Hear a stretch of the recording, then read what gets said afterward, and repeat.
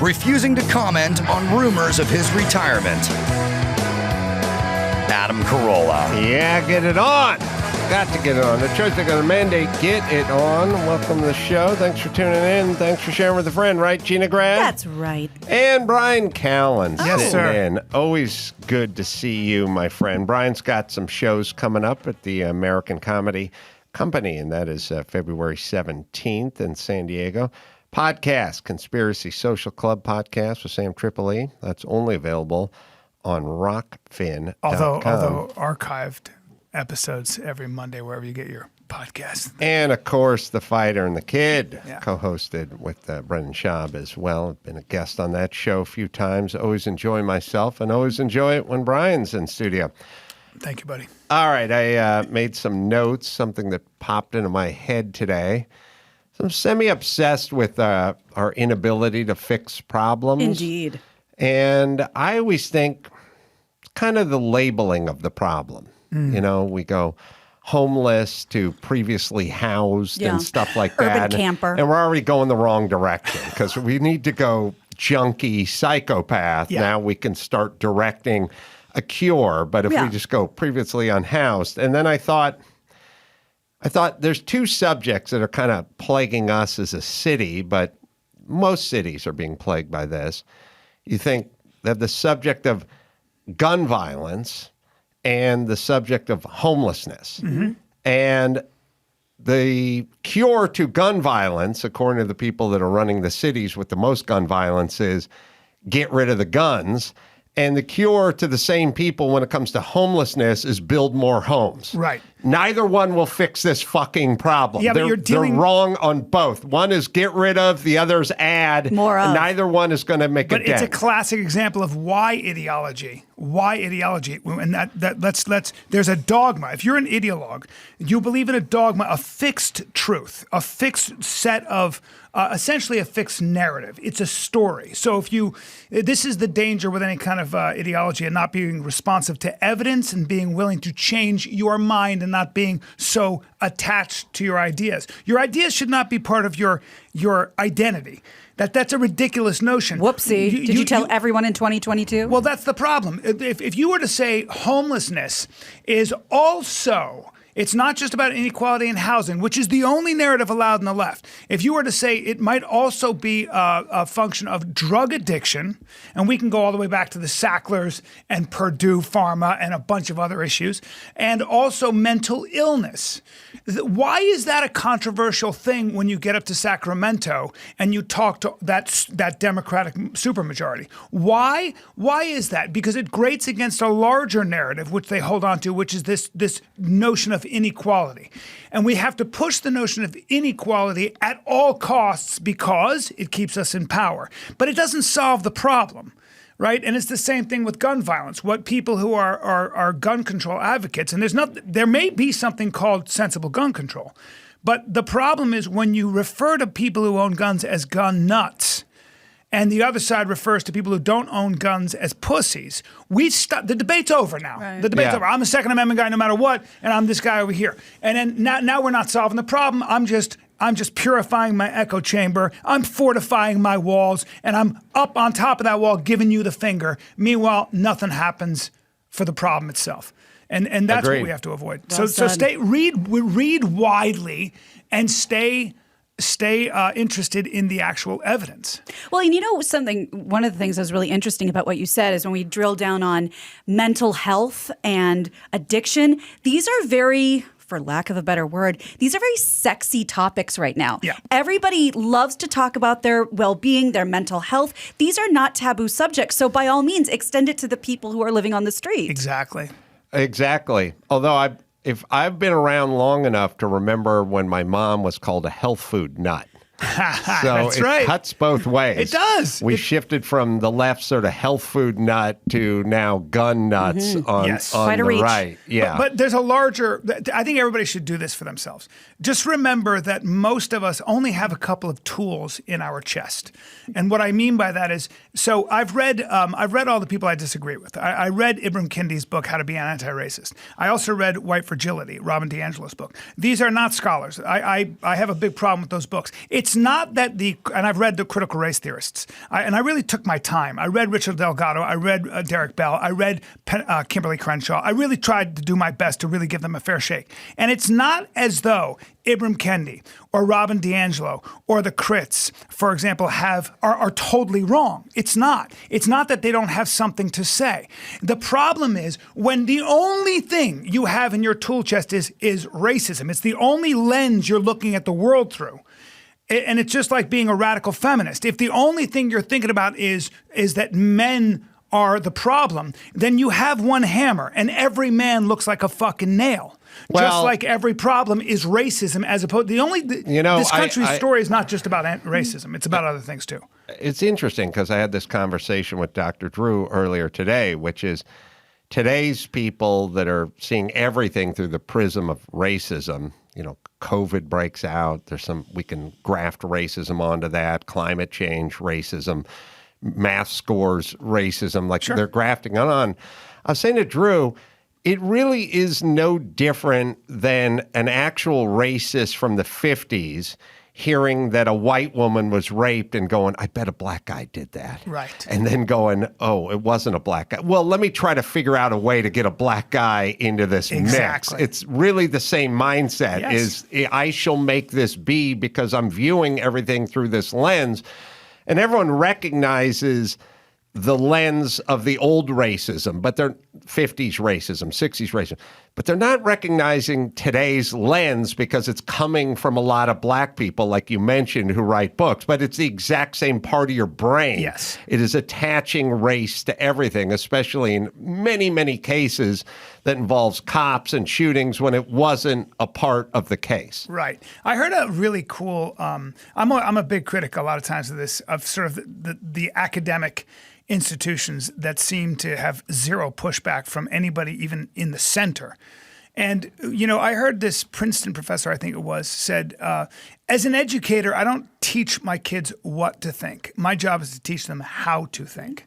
And I think that we're getting away from that and so it's turning out just massive droves of people that are really coming out of college, these universities, with one tool, and it's a hammer, and they're applying it to everything. And I think all of us have a tendency to do that. You just gave a good example of that on the other side. And Yeah. So I think it's really a question of read the people you disagree with and understand why you disagree with them, but also understand where their value is, because there's got to be a middle ground here, man. But also, it's, okay, there's people you disagree with. Like, I disagree with half the shit that comes out of Anderson Cooper's mouth, but I don't think he's a crazed nut job. No, I don't think he's racist or homophobic. Or he's just wrong, in my opinion. Yeah. But you'd still say to me, well, what do you think of Anderson Cooper? I go, well, I'm sure he's a nice guy. Right. I'm sure he pays his taxes and he loves his family, and then he's wrong about this stuff. The problem is ascribing all this nefarious shit to people you disagree with. He's a hater, he's a racist, he's where that leads to no dialogue. But I also think intellectually it's weak. Like when you think about, maybe a Dennis Prager or a Joe Rogan or a Jordan Peterson or Ben Shapiro. Do you think they're crazed, hate-filled nut jobs? No. There's more college, more books, more degrees, more languages, more instruments played, more operas attended in that group than any other four guys on the planet. So it can't just be that they're hate-monger, fuel, fear, scared of those who look different than them. That can't be it. No. You just disagree with them, and then we could get down to what you disagree with, and you'd probably agree with 7/8. You would. Well, that's what Rogan and I had a long talk about that because Joe and I have known each other since we were young men, and what we used to do is we get in arguments and just start shouting our opinions back and forth, and that's what dudes do. But as you do more podcasts, as you are exposed to more ideas, people that are smarter than you, different perspectives, your mind starts to change. And what you start to learn to do, again, is just, dude, Anderson Cooper, you may disagree. it's not that you're a better person. There are people I know that are better people than I am. My friend is a Marxist. Now, I couldn't disagree with Marxism. Communism is good for fucking ants, not human beings. It works for ants. We're just the wrong species. I'm quoting A.O. Wilson. But at the end of the day, it doesn't mean that I'm a better person. My buddy is a lawyer for foster children. Now, I don't do anything for foster kids. I'm busy. But he's going to heaven first, there's no doubt. So just because you disagree with somebody doesn't mean you're a better person, number one. Number two, again, you don't have to be this attached to your ideas, man. It's just an idea. And Rogan and I were talking about this. That's an idea that right now is my perspective. It makes sense to me, emotionally and intellectually. And I better be careful, because sometimes an idea makes more sense to you emotionally, and you forget about the intellectual, because it just feels good. It just makes sense to my maybe my upbringing. I might be defending not that idea, but my dad and my mom, because they believed it. And you got to really take stock of yourself. And as you get older, you realize that confirmation bias within your own heart and mind is very fucking real, and it's a real liability. Which again is why just be a little bit gentle in how opinionated you are. And I'm talking to myself here, because I'm an egregious violator of that shit. Well, and sorry, to piggyback on that, in this society, you get no points for changing your mind or admitting you are wrong. No. Or you got fucking owned, you fucking beta cuck. You get no credit for going, you know what, that's a good idea. So that would be great to fix. Yeah. Well, as I always say, I really trace a lot of this from us moving from an analog world to a kind of a digital world. And I've said it a few times, but in the analog world, there's a process. Like today, before 10 a.m., I was working on a building project.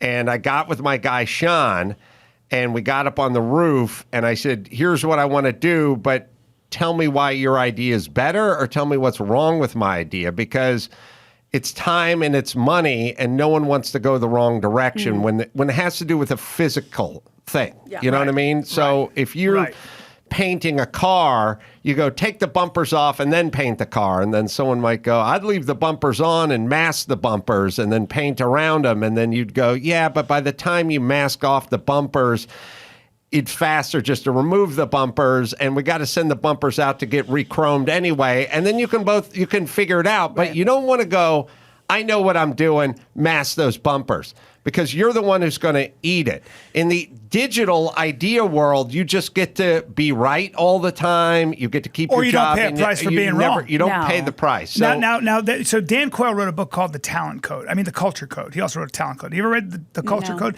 Dan Quayle, excellent book. You got a lot of range in books. I do, dude. I respect it. What can I say? I got time on my hands. You got X. Kendi. You got Dan Quayle. I feel like everyone lands somewhere between. That's it. I told you got to read the broad spectrum. But he studied very effective groups.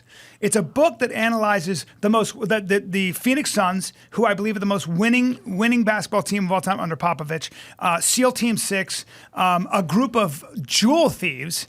They call themselves the Pink Panthers that have smashed and grabbed. I mean, they rob like places like Monaco, where they get away with $200 million worth of jewels and get away on speedboats. But what he talks about is how they solve problems.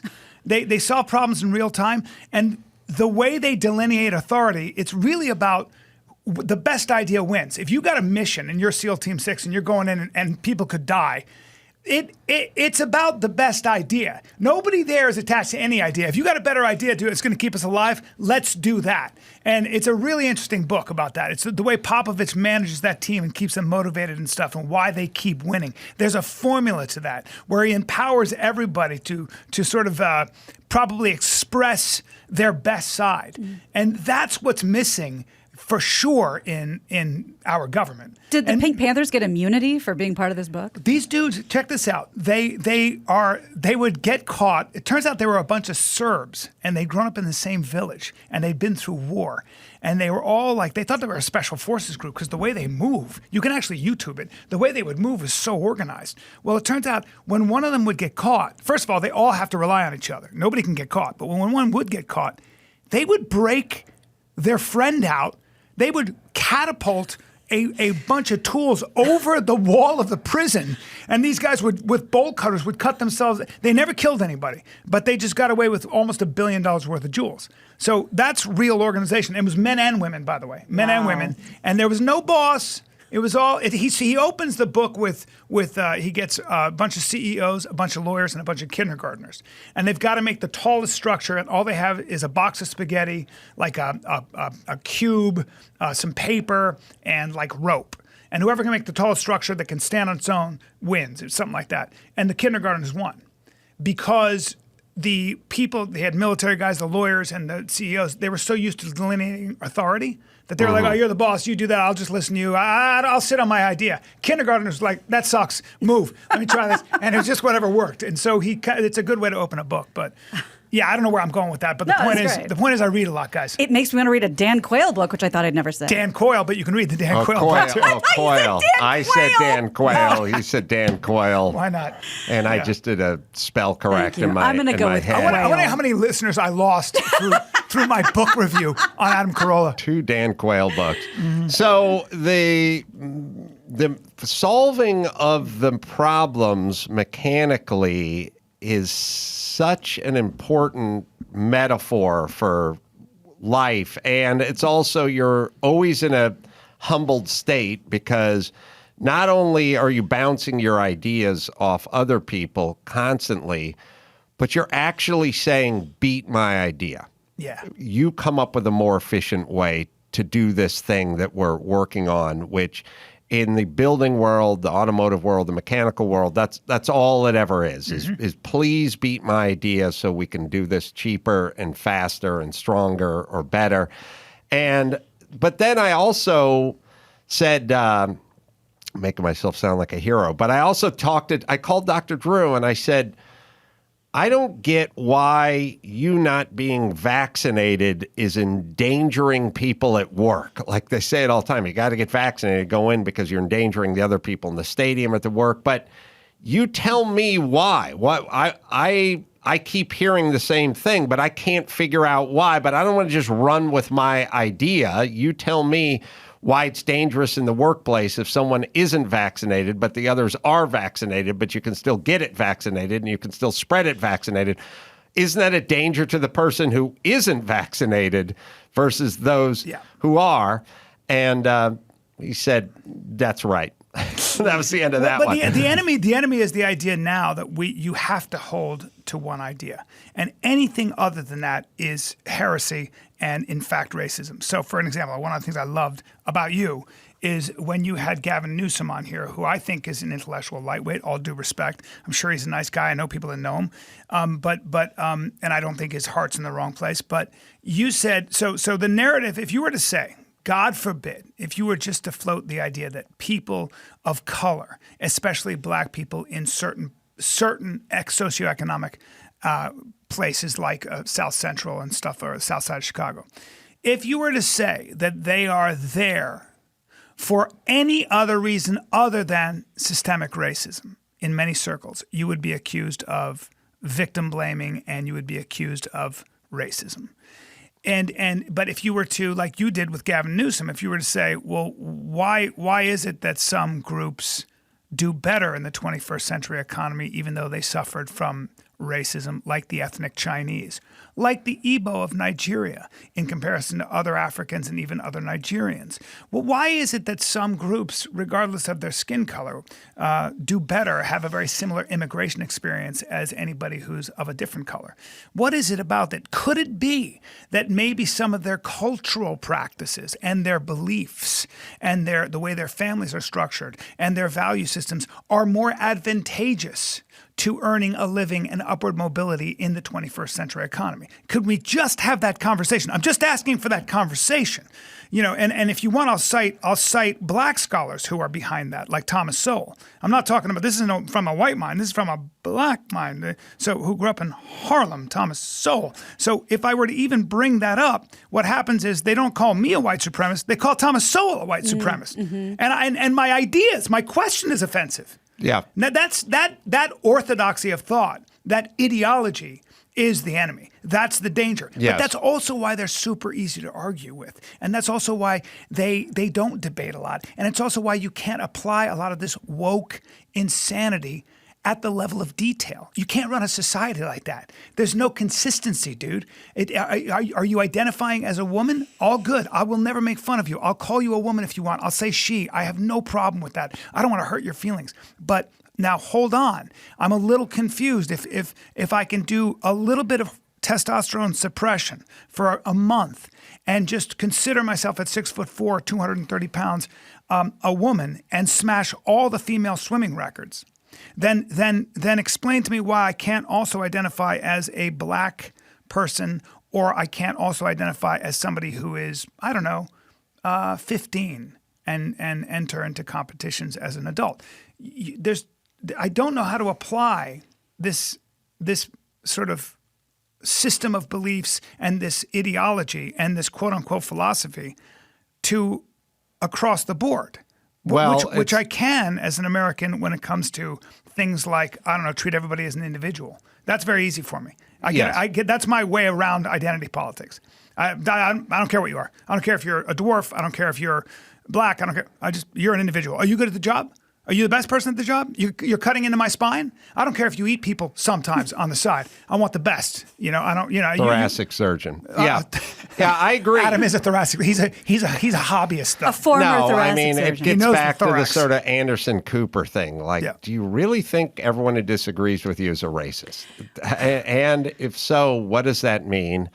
And how does it manifest itself? These people that are so full of racism, how does that work in their daily life? Yeah. How do they go about negotiating this crazy melting pot? The notion that you would accuse someone who lives in L.A. or New York of being racist is insane, because it would be physically impossible to carry on. Tough with place for you to live. But let me tell you what they mean by that. But let me tell you what they mean. This is why it's important to understand what Ibram Kendi means when he says racist, because he calls himself a racist. So let's be very clear on what he means. So when somebody who's white and sort of from academia calls a black person a white supremacist or a racist, what they're saying is that you are, and this is the critical race theorist thing, and they won't admit it a lot of times, but if you really read it, this is what they're saying. If you are somebody who is a beneficiary and a supporter of the current system as it is, if you support the institutions, that goes for the judicial institutions and the political institutions this country was founded on, then you are de facto a racist, because it has put white supremacy at the top of the pyramid and everybody else below that. And so because the culture, which was primarily white, organized itself around that reality, which is white people first, then to continue to benefit, profit, and support the system verbally or economically means you are a racist. And so it's not, Ibram Kendi says it's not pejorative, it's descriptive. Wow. Now, I disagree with him because I'd like to know what he wants to put in its place. And if you read his book, he wants councils. He wants councils that can decide whether or not your policies are racist. Boy, that'd be a lot. There'd be no red tape with that. There'd be no fucking bureaucracy with that. Well, I think people think I'm joking, but I'm really not kidding when I say that there is a white privilege. There is a heterosexual male white privilege, and that is in not being in a group and having a leader in that group. I mean, imagine if there was an Al Sharpton or a Jesse Jackson for me. Gavin Newsom, heterosexual, over 6 foot, over 50, white male. That guy's a fucking thoughtless douchebag. I have nothing in common with that guy, and I wouldn't fucking elect him to be dog catcher. That's my privilege. Yeah. But there are people. But if you're not, you have to try to support George Floyd and turn him into something that he isn't. Right. That's a There's burden. A lot of pressure. That's the pressure. That's the burden. Or as a woman Right. of color, you have to then get in line behind a bunch of fucking know-nothing crackpots, and then you have to live your life accordingly. Yeah. I don't have to. The real white privilege is going. that guy's an idiot. I agree with that guy. Doesn't matter what color their skin is. I like Candace Owens a lot more than I like Gavin Newsom. That's my white privilege. Right. Now, if I was black or if I was something else, then there might be some issues there. Yeah. And that's really the privilege, is not feeling like you're in a group. You're free. You can go do whatever the fuck you want, make whatever decisions you want, hire whoever you want, love whoever you want. That's the real freedom in the white privilege. Yeah. Speaking of Gavin Newsom, we do have him at the Rams game. But, of course, he's taking a picture with Magic Johnson without his mask on, which is, look, it's fine. He doesn't believe in masks, which is fine. He doesn't. I yell, when he was at the French Laundry, everyone was like, oh, what a hypocrite, what a hypocrite. It's not. He is a hypocrite, but he's not scared of COVID because he's in a large group eating dinner without a mask on. So he doesn't believe it. That's fine. Now leave us the fuck alone. Yeah. That's my thing. Yeah. Then later on, he does this press conference where he has to has to mop up his mess a little bit. Here's where he explains that he was judicious. Honest. Yes. I wish he'd just be honest. He can't be honest. He doesn't know how to be honest. Takes a couple of swigs of plump jack. He wants to be president, and they're grooming him for it. So it's just a bummer. In fact, I was very judicious yesterday, very judicious, and you'll see the photo that I did take where Magic was kind enough, generous enough to ask me for a photograph, and in my left hand's the mask, and I took a photo. The rest of the time I wore it, as we all should. Not when I had a glass of water or thing. And, I want to party with this dude in a suite, man. Man, he's he's exhausted. Water for everyone. Tap water, no ice, tap water. You good? All right. I'm going to bust out some turkey jerky around halftime. Is it possible to get like the fizzy water? No, it's just a flat tap. Okay. Flat tap. And we got the turkey jerky or the tofurkey coming out about the third quarter. So get ready to party in the suite.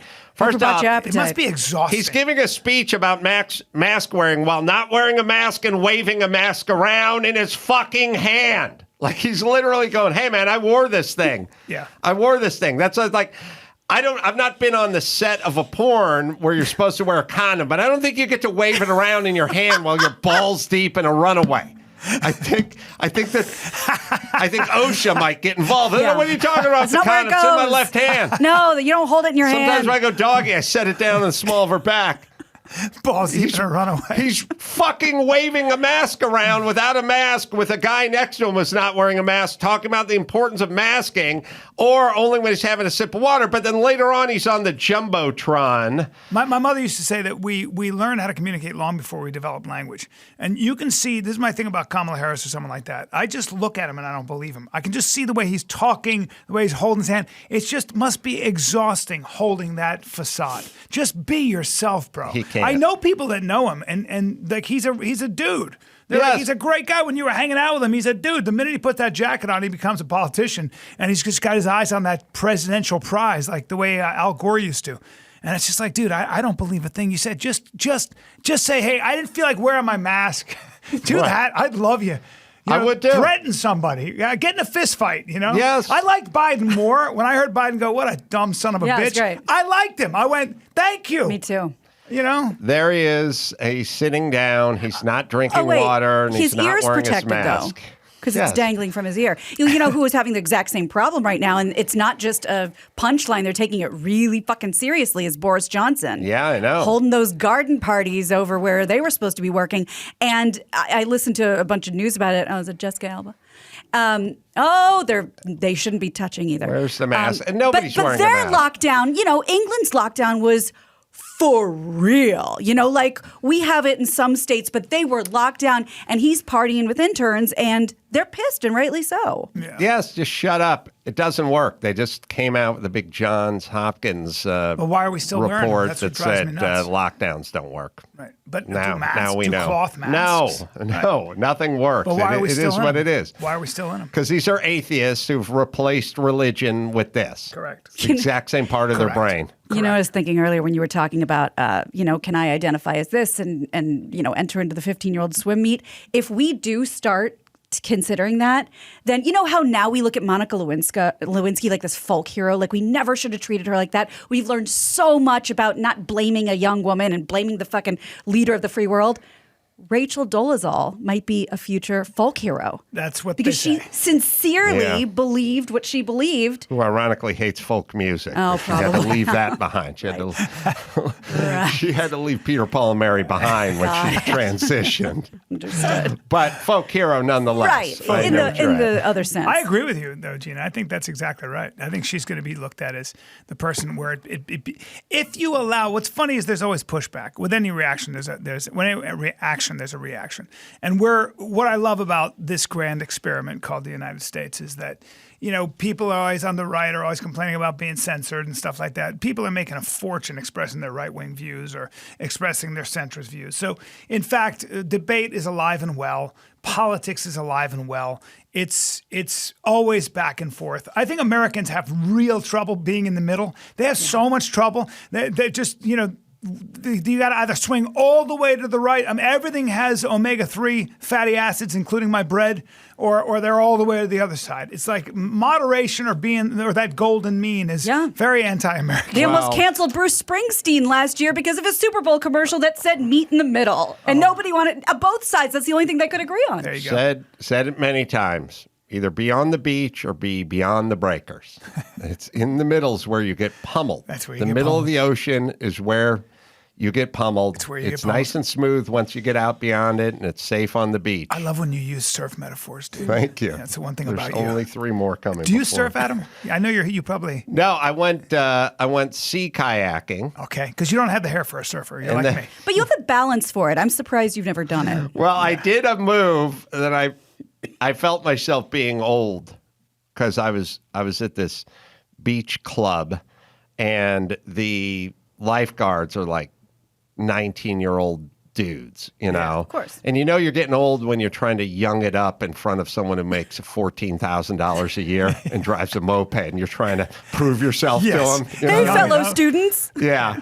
And I said I saw a guy go by on the hydro board. Yeah. You know, the board, it gets about 18, 24 inches above, and they just buzz by.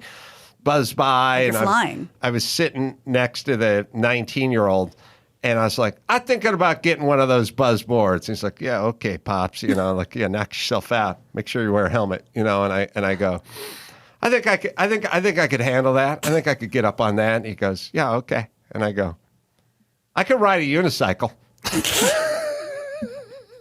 That's what you, dude. I had the most embarrassing experience. My buddy, I emailed you about my buddy Tariq Azim. Who, he wrote a book called. He wrote a book called Empower, which is out. It's a really good book, and he's an Afghan refugee. When did you start reading books? I know. Oh, of all people. But he was an Afghan refugee who ended up being a D1 football player, and then he's the guy. ESPN did this 12-page article on him. He's the guy that the NFL sends their franchise players that are having maybe issues, you know, whether it's alcohol or drugs or mental health issues or whatever it might be, or just. But he trains some of the best players in the world, and he's just one of those guys who's kind of like the athlete whisperer, you know. But meanwhile, he said, "Come down," and he's a buddy. He said, "Come down and work out with the guys." And I go, "Okay." And it's all these NFL superstars, cornerbacks. I won't mention names, but guys who make their living as starting wide receivers, cornerbacks, defensive ends, and running backs. So, but some of them, believe it or not, are a little stronger and more athletic and younger than I am. I know it sounds crazy.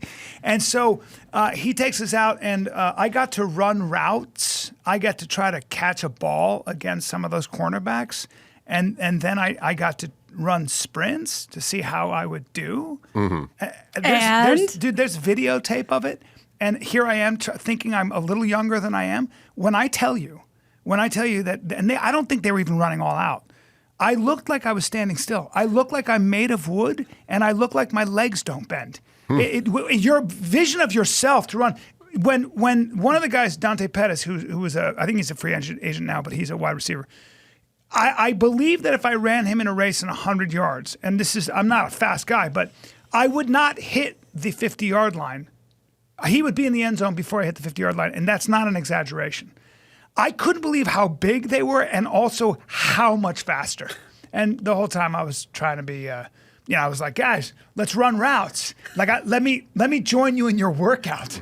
And I just heard them giggling as I would try to. It was anyway. It made me want to quit everything. Good, yeah. I can ride a unicycle. That's a good takeaway. That's And all you can I ride a got. unicycle. All right. Well, we got that John. Is it Johns Hopkins or John Hopkins? Because of John Hopkins written down here. Johns Hopkins. Oh, You got a great voice. Listen to his He does. voice. Johns All right. Hopkins. It's from the Washington Times. Lockdowns had little or no impact on COVID-19 deaths, new study shows. Lockdowns in the U.S. and Europe had little or no impact in reducing deaths from COVID-19, according to a new analysis by researchers at Johns Hopkins University. The lockdowns during the early phase of the pandemic in 2020 reduced COVID-19 mortality by about 0.2%. Said the broad review of multiple scientific studies. We find no evidence that lockdowns, school closures, border closures, and limiting gatherings have had a noticeable effect on COVID-19 mortality, researchers wrote. good, California. Now let's revise all the shit we were wrong about But for wait. 2 years. Now, that's very interesting. That's a Johns Hopkins study. Did CNN, MSNBC et al. Report on that? No, I did not hear it on Have we those seen that networks. anywhere? No, they're probably that's not from going to. Johns Hopkins, Probably though. not going to run with it. But that's This Johns. isn't Oral Roberts University. No. There have been Renowned. similar studies out of Stanford that never. And Yeah. they just haven't made the mainstream narrative? Right. All the happy news. Now, doesn't why make is it. that? Is that would that be missing? What's your take on the Rogan thing? Well, first things first. He's allowed to say whatever the fuck he wants to say, Yep. and he's allowed to interview anyone he wants to interview. Yes. That's number one. Correct.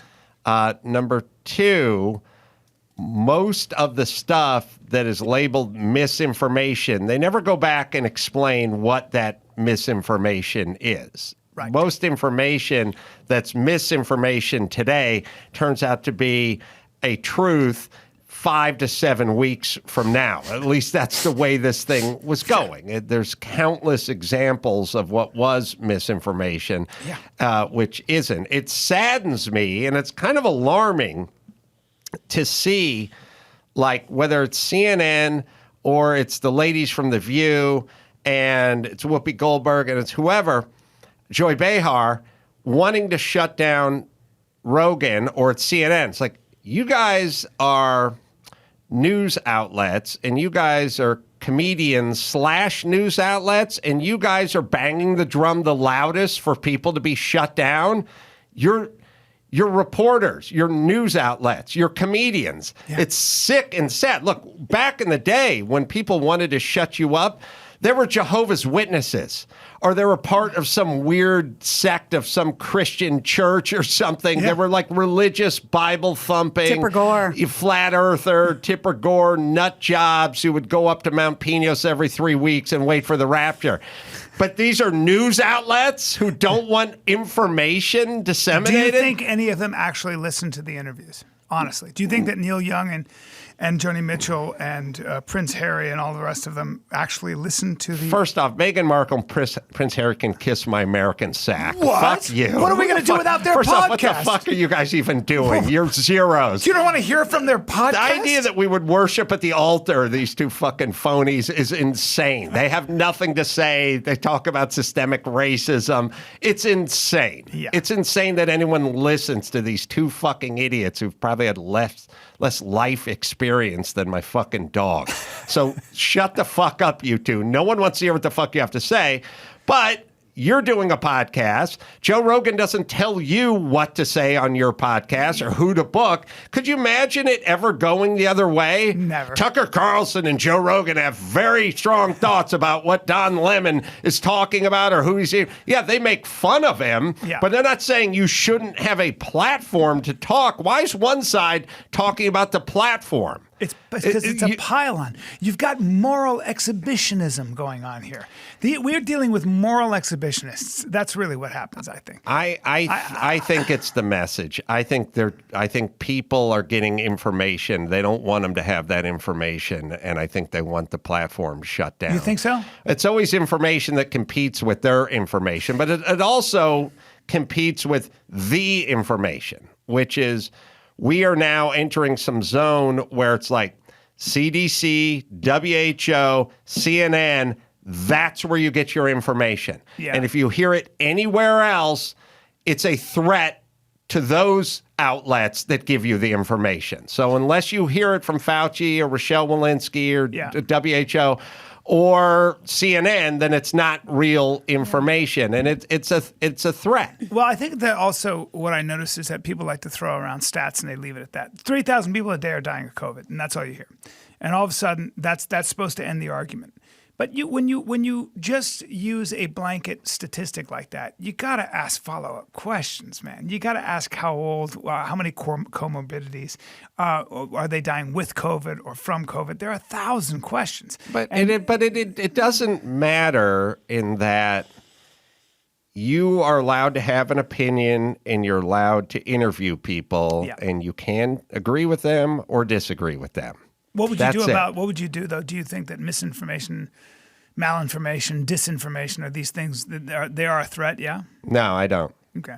I because it's always there. It's always present. It's always out there. We need more information, not less information. And what's the over-under on Joni Mitchell knowing who Joe Rogan was before this happened? Good question. Because I'm a huge fan of both Joni Mitchell and Neil Young. These are real artists. I love them. I have a feeling that they heard a couple sound bites, and I have a feeling that because Neil Young's older and obviously probably very afraid of COVID, may have friends who died, I think his heart's in the right place, which is this guy, this meathead's talking about anti-vax, and he kind of went off on that. But I don't know that he actually gave, if he had really listened to those podcasts, especially the one with Malone and McCulloch, I feel like he would have he'd be a little bit more generous in his. I'm with you. I don't think they know of, if they really listened to Joe or Jordan Peterson or Dennis Prager or any of these guys, is I have a unique platform and position in life where I get to talk to these people. Yeah. I know these people.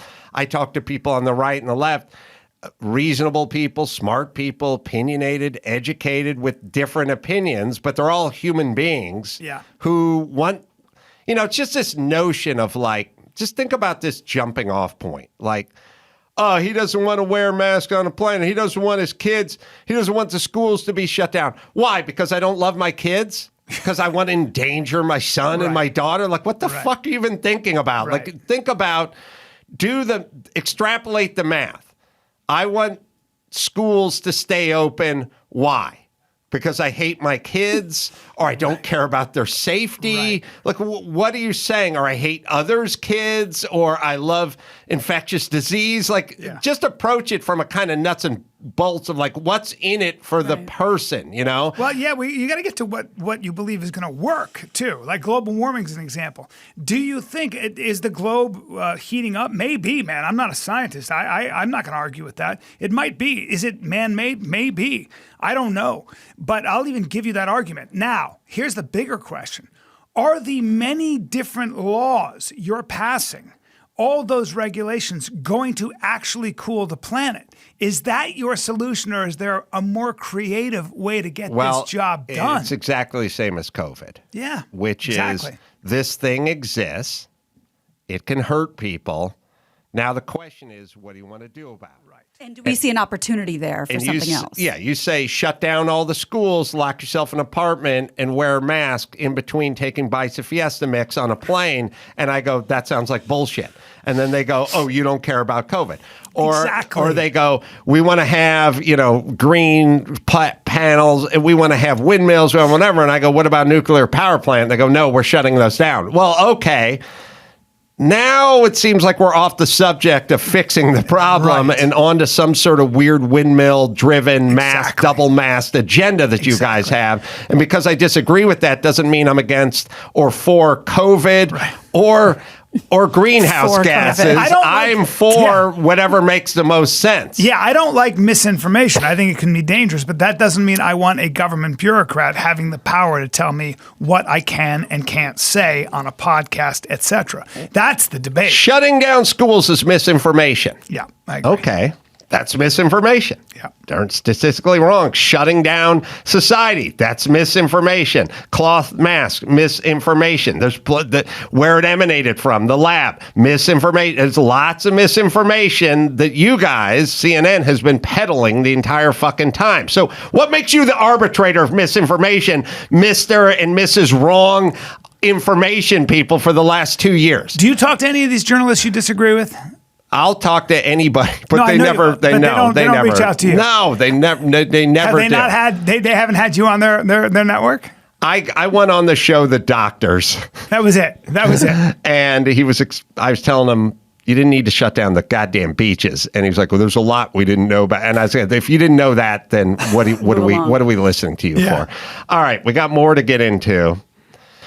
Brian's got me fired up. First, let me tell you about BetterHelp. This podcast is sponsored by BetterHelp Online Therapy. BetterHelp wants to tackle the stigmas around mental health. Therapy doesn't mean something's wrong with you. It just means, God knows, we've been talking about it. Maybe you need a little help.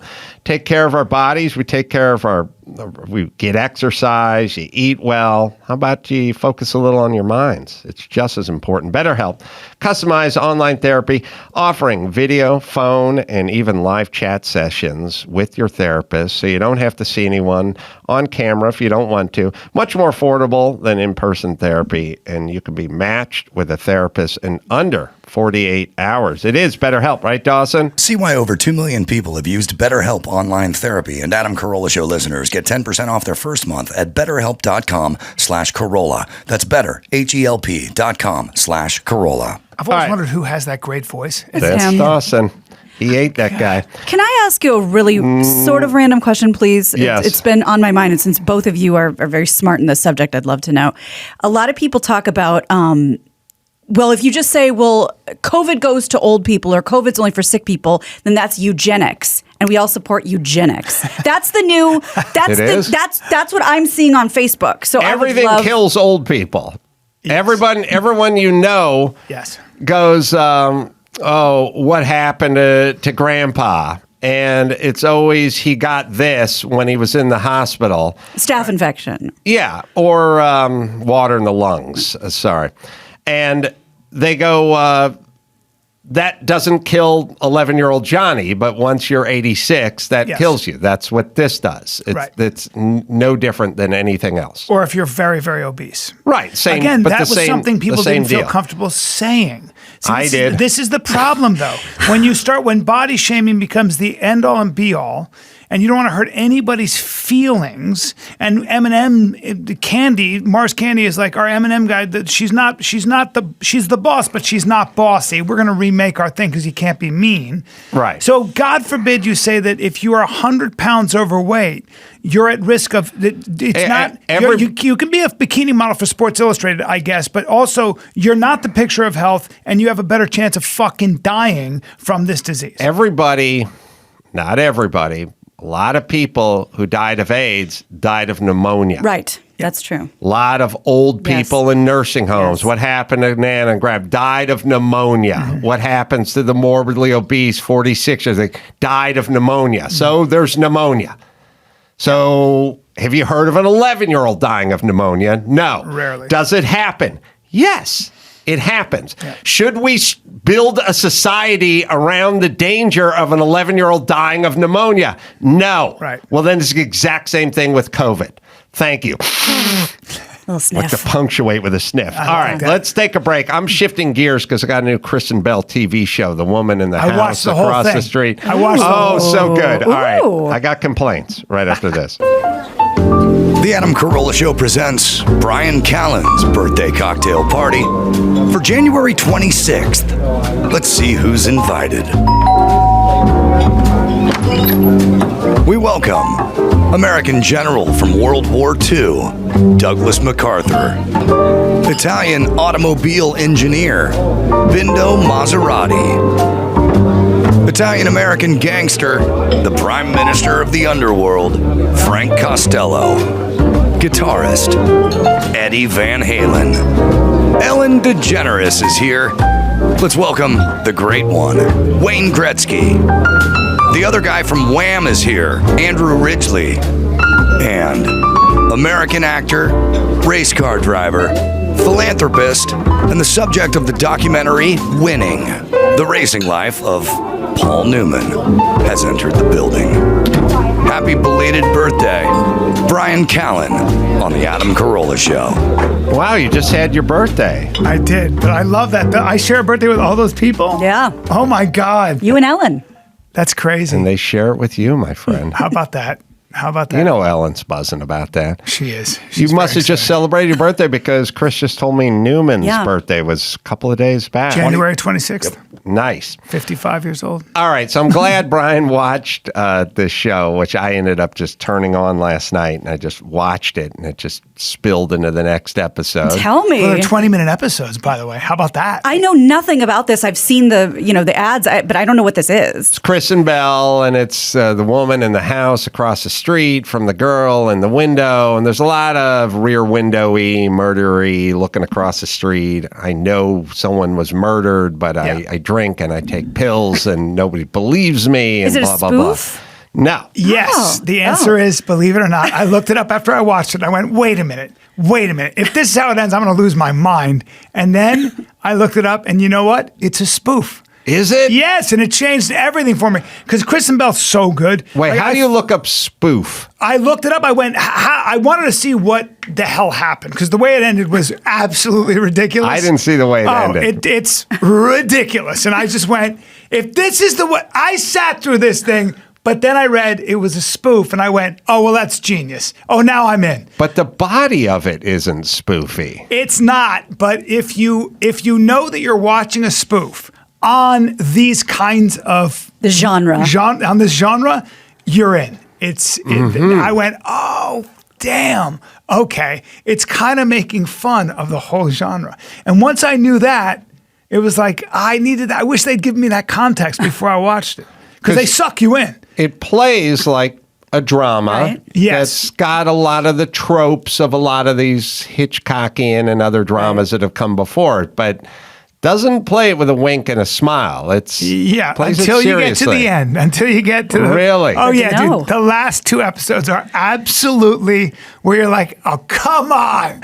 And I had to look it up. I went, wait a minute. I gotta, Glenn Close is in the very last scene where you're just like, what's she Really? doing? Oh yeah.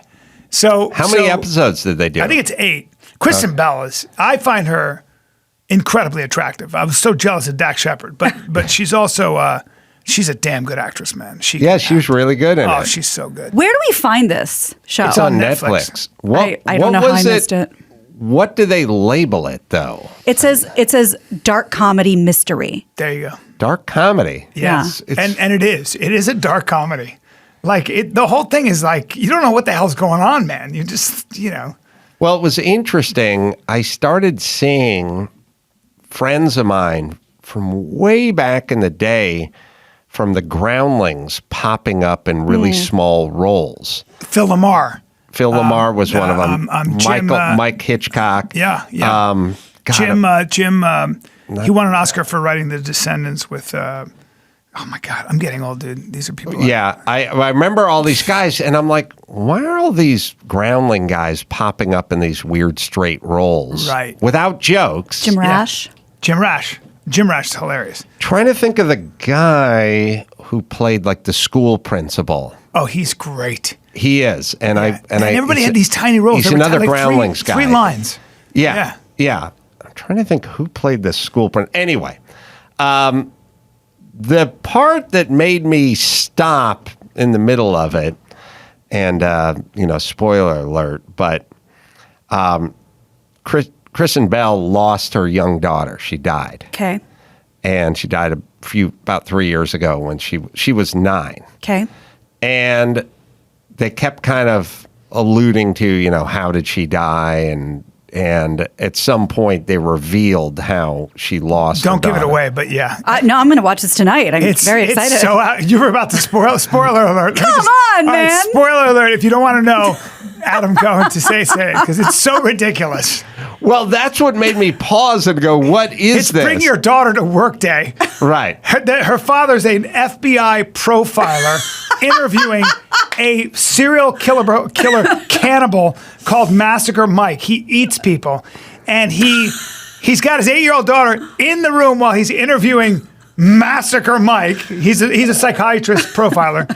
And he gets, spoiler alert, everybody, but he gets called out of the room to answer a question. He leaves his daughter in there. He's just going in there to ask a question. Excuse me a second, let me go out there. I'm going to leave my 8-year-old because just bring your daughter to work day.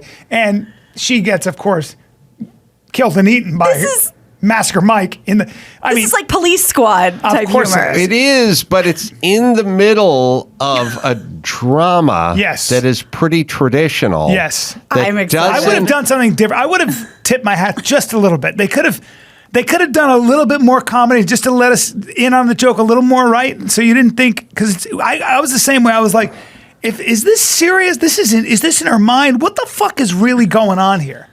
Yes. You know what I mean? Yes. I'm assuming, not having seen it, that the title is supposed to be the wink. It is in a way, but I wish I'd known that. Yeah.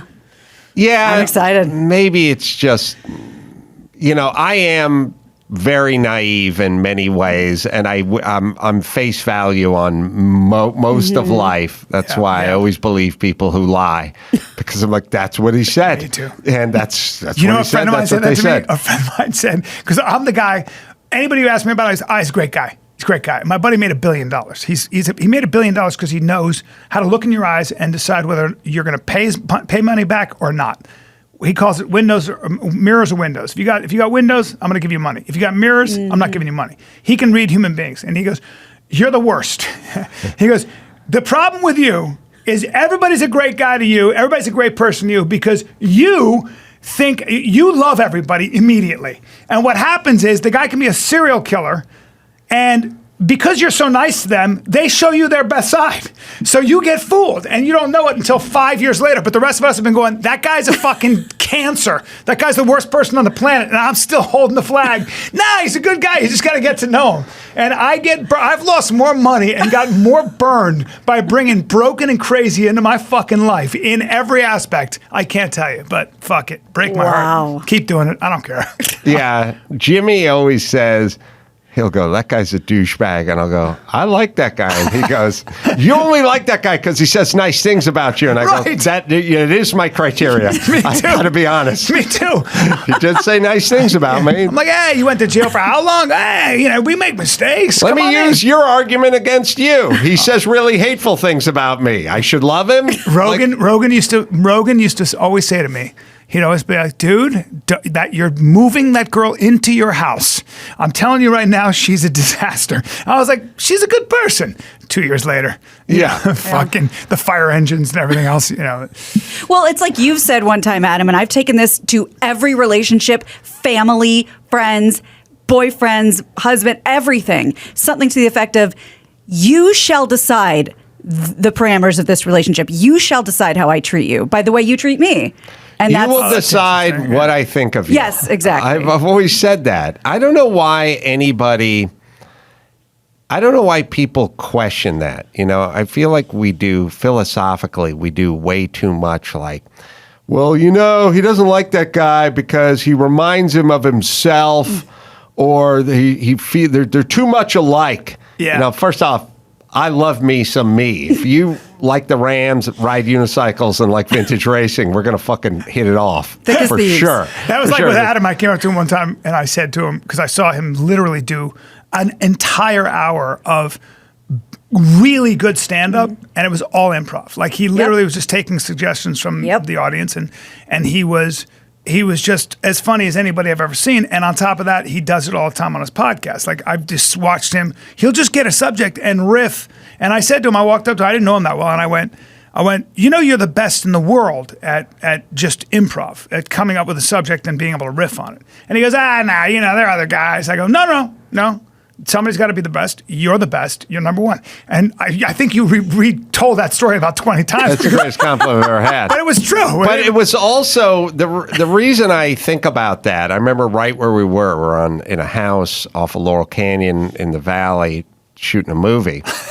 And Brian had a part and I had a part. And Brian came up and said that. And it was great. But for me, it stuck in my head because Brian came up and he said, you're the best at this thing. And then I did, no, come on. And then he went, no, you're the best. And I went, there's other guy, blah, blah. And he said, someone's got to be the best. Why not it be you?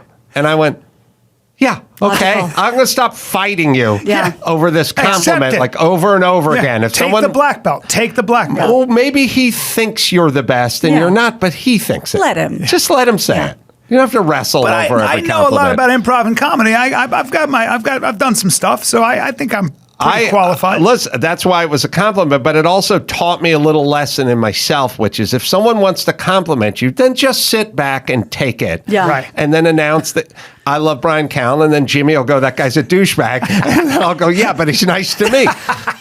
And we've come full circle. Full circle, baby. Tim Bagley. Tim Bagley's the name of the Groundlings guy, that guy that I was trying to think of. It was all so funny. It's a group of guys that were all like a year and a half to 2 years older than me in my Groundlings experience, who were in a class or two ahead of me. And I kept seeing them all pop up in these roles. Oh, yeah. Yeah. And Very talented guy. And I was like, oh, yeah. And so the other question is why are all these comedic actors popping up in these straight roles? Right. And they're delivering straight lines as comedic actors in a straight role. And I started to wonder, like, what was that? But you're saying the whole thing, the tongue was in the cheek the whole time. The whole time. And also, I think it's interesting that Netflix did a series where the episodes are 20 minutes. And what they found, from what I hear, is that that's the attention span of the average viewer. And that's why no matter who you are when you do a special for Netflix, if it's 1 hour, no matter who you are, most people tune out after about 25, 27 minutes, no matter what you're doing up there. God, they know more about us than anybody in the world. Netflix knows everything. They can profile each one of us, break it down by demo. It's also weird that we don't treat pizza that way. Like nobody orders a large pizza pie with all the fixins and then takes 3 bites and goes, yeah, I get it. I get where they were going. Tastes like pizza. Because when you do with stand-up, you watch the first 19 and a half minutes and go, was it good? Yeah, I got where he was going. Like I got, it's like, exactly. You go, exactly. Even if you love it, you're still like, yeah, I get what he was doing. Yeah. Right. And then that's also, enough. if you're a comic yourself, you can watch somebody who's super funny and you're not really laughing. You're just quietly entertained. That'll happen to me. Some of my friends are the best in the world. And I'm just watching them going, that's a good joke. That's good. Yeah, it's a good joke. Yeah. Everybody's dying. You become more pathologist and corner at that point than your audience member. Movies did that. Once I learned how movies were made. Once the magic disappeared. Oh, now that's got to be, that's such a bummer for you because the rest of us are still probably able to sustain our disbelief, but this guy doesn't have that. When I see somebody in rain, I'm like, oh, dude, you had to shoot that in rain. You're freezing your ass off right now. That's cold and so miserable. I'm thinking about all the layers they're wearing. Yeah. Or when I'm watching like Game of Thrones and you've got a starring role, but I see you in the background because you had to be in the background shot. I know for the past 2 or 3 days, you've been an extra and you've had to stand in that one fucking position and pretend to have a conversation with somebody you don't know in a costume and all that makeup. And you were up at 5:30 in the morning. That's what I'm thinking about. How are you as an audience member at like Penn and Teller? Probably the worst. I don't know. Worst at a magic show. Well, David Blaine's been a friend of mine for 30 years.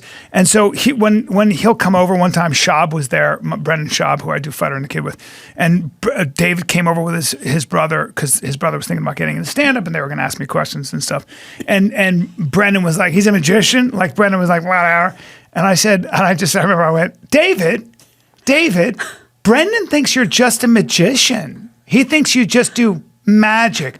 Would you mind blowing his mind? Do you mind? And basically David was like, yeah, I'll blow his mind. Had me go get a Sharpie and then had Brendan whisper a card in my ear and we couldn't find the card, but the Sharpie didn't say Sharpie on it at the end of the trick. It said Queen of Diamonds on it and I got it from my fucking desk. So explain that to me if anybody But you like the majesty of magic. You're not figuring out everything. Because I don't know how it works. Okay. So if Penn and Teller or David Blaine are doing something, my jaw is on the floor. I don't fucking know.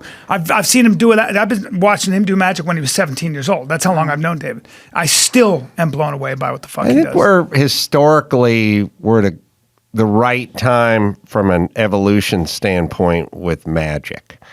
Because 100 years from now, everyone will know how everything is done, Yeah. and they'll have some sort of app on their phone. It'll be that quaint. It'll be You can explain kinda do that Blaine, now. and you can do it. Yeah. And then several hundred years in the past, he would have been called a heretic, and we Yeah. would have burned him. Yeah. That's right. Right? Yeah. We're right at the point of we know he's not a warlock, Yeah. but we can't really explain it, so we're entertained. Yeah. Well, you know what he said? I It's a talked sweet to him. spot of magic. Yeah, I talked to him about this. He did a show for a bunch of people, and everybody had the cameras out. And he said two things. He said, it used to be I'd do a magic show, and it would trend for 3 years. Now you do a magic show, and you do something on TV, and it'll trend for 24 hours. That's a big deal when you're a magician, because you got to keep reinventing yourself. On top of that, when you're doing a magic trick, everybody's got their phone out from 15 different angles. So you've got to take that into account. Now, he loves the challenge. He does whatever, it takes. But I don't know, man. I can't imagine that. It's getting hard. And by the way, now you can kind of look up on the internet at least sort of how it's done. Don't do that. Don't ever do that. People don't, though. It's boring. Oh yeah, there's nothing where you think you want to know so bad, and when there's no getting that genie back in the bottle. No. Don't do it. Well, you don't want to. Yeah, I love the magic trick. Me too. It's like cooking. It's like this woman who's Armenian and she makes this special rice. And I was like, "What's the? Give me the recipe. I want to make it at home." And her husband went, "Hey, it'll never work. She could give you everything you need. You'd Good. still never be able to make that rice. Practice with her for 3 years, and then you might get it." And I was like, "That's magic. I Yeah. love that. There's a touch to it. There's a human, And I like how dutiful the husband is. Yeah. Because I'd be like, Marge, give him the fucking recipe. You're blocking the TV set. I would be like, would give a whole soliloquy on the years and the amount That's like of work. my friend's dog died. He grew up with his dog. Grew up with his fucking dog. His dad's just an Irish guy, worked on the docks. And my buddy Finn's dog, his dog, literally, he had it from the 0 to 13 years old or 14 to 15. This is his dog. The dog dies at the top of the stairs and just goes and lands. And his father just looks, they're all watching the game. His father just turns to his wife and goes, "Dog's dead." and everybody's like, "Ah!" crying. And he's like, "Come on, we had it for 15 years." That's a dad. That's an old That's fashioned old dad. school. Will Ferrell, I should say, is the EP on this. Isn't he the EP He's on? an EP. He's like one of 8. Is he also an EP on that Succession. Christina Applegate? There's another Netflix thing. There's a Christina Applegate thing. It's just chicks hanging around, drinking wine, solving crime. Oh yeah, yeah. Is he an EP on that too? A lot of cool kids, man. Do you I know. remember? I don't remember what it was, and we talked about The Shrink Next Door and how that's not parody. Will Ferrell's leaning into that character. But remember when Kristen Wiig and Will Ferrell did that very serious and sincere, like, Lifetime movie? Yeah. I mean, I think it's kind of fun for them to do that kind of thing. I love both of them. Yeah. I think Kristen Wiig is beautiful and talented. Like, I think I just love her, man. She's a fat whore. Dead to Me. Dead to is, Me. is the one. How many? Here's my whole thing. How many executive producer titles can you have before we realize it's not a job? You know what I mean? Like, does roofing work that way? Yeah. What job site you're on? All of them. Yeah, right. You're on right. every roof all the time. There's one of you. Yeah, I'm the best. I'm the best. But you've done every house in this area all at once. Yeah, I think Never they- you mind how. I think they get attached because it gets you into rooms or something, right? I don't know. Gives We you should clout. all get to that point in our career where you just put your name on it, whether it's a show or a sneaker. And Yeah. then Have you thought, just Adam, go about home. what you're worth in Hollywood? Like, it's an Adam Carolla vehicle. After all the work you've done, like, well, how much money are you worth? That's always depressing when you see, like, how much money you're actually worth, which, well, we can't really finance the movie on you. We can't do anything with you, but, Yeah. Well, it's weird. It has its ebbs and its flows, like Yeah. from the mind of M. Night Shyamalan. Right. Like, where that's had a few upwards and some dips Yes, and it some has. flats. And Yes, it has. That's really depending on what year we asked whose mind it was from. ain't that the way it always is? Yeah. Jay Leno said that. He said, Any actor, no matter who you are, he said, he was talking to somebody about doing stand. I think it was Dov Davidoff. He said, keep doing stand-up. I don't care how famous you get as an actor. After about 8 years, you're always the last one. You're always the last guy we call out. You're never going to be first chair the whole time. You got about 8 years of relevance, no matter who you are, and then pretty soon it's just hard to sustain, man. You just can't hit that many home runs. Well, that's really the tip of the cap to the Tom Cruises of the world. Is really, it's not about their greatest hits. It's about putting together 35 years and no signs of slowing down. That's right. That's the part we need to tip the cap to. 100%. They just keep going. Brad Pitt. One. Still worth what he's worth, man. Johnny Depp lost it, though. Forbes magazine came out about 5 years ago and said, for every $100 you put into a Johnny Depp movie, if he's not dressed like a pirate, you're getting $1 back. What? Yeah. And that was a big thing, man. They went, look, man, you got to be careful about who you put what the horse you put your money on. Is that because of roles or because of image? I personally think he got a little too old to be dressing that cool. You can't dress like a pirate at 55. I just can't have you at my house. I mean, hey, bro, take that long handkerchief out of your pocket right now before I throw you in a flying headlock. And you shouldn't have a bandana on and that much jewelry. I just want to hang out. Right. We're gentlemen. Our enemy, we have a common enemy in our 50s. It's called time. You're being way too cool right now. You can't be sensual. It's not sexy for a 55. If I walk around and I got my lips done and I was looking at you with pouty lips, we got a problem here. Tough stuff. I mean, I am sensual naturally, but that's my intellect. Right. You're getting lost in my eyes right now, but that's not your fault. That's more substance. That's coming from within. It's coming from my face. How right, much Adam? pirate before Pirates of the Caribbean was Johnny Depp? Like, do you think he just showed up his first day on set, dressed like a pirate, and just went, I'll just wear this home? Well, do you know who he was playing? You know, who was Keith Richards, right? And RuPaul. I always thought I've heard it was a combination of Keith Richards and RuPaul. Oh, really? Somebody sent me, I don't know if you have it, Chris. Somebody tweeted me a rich man, poor man, but it was can smoke at work.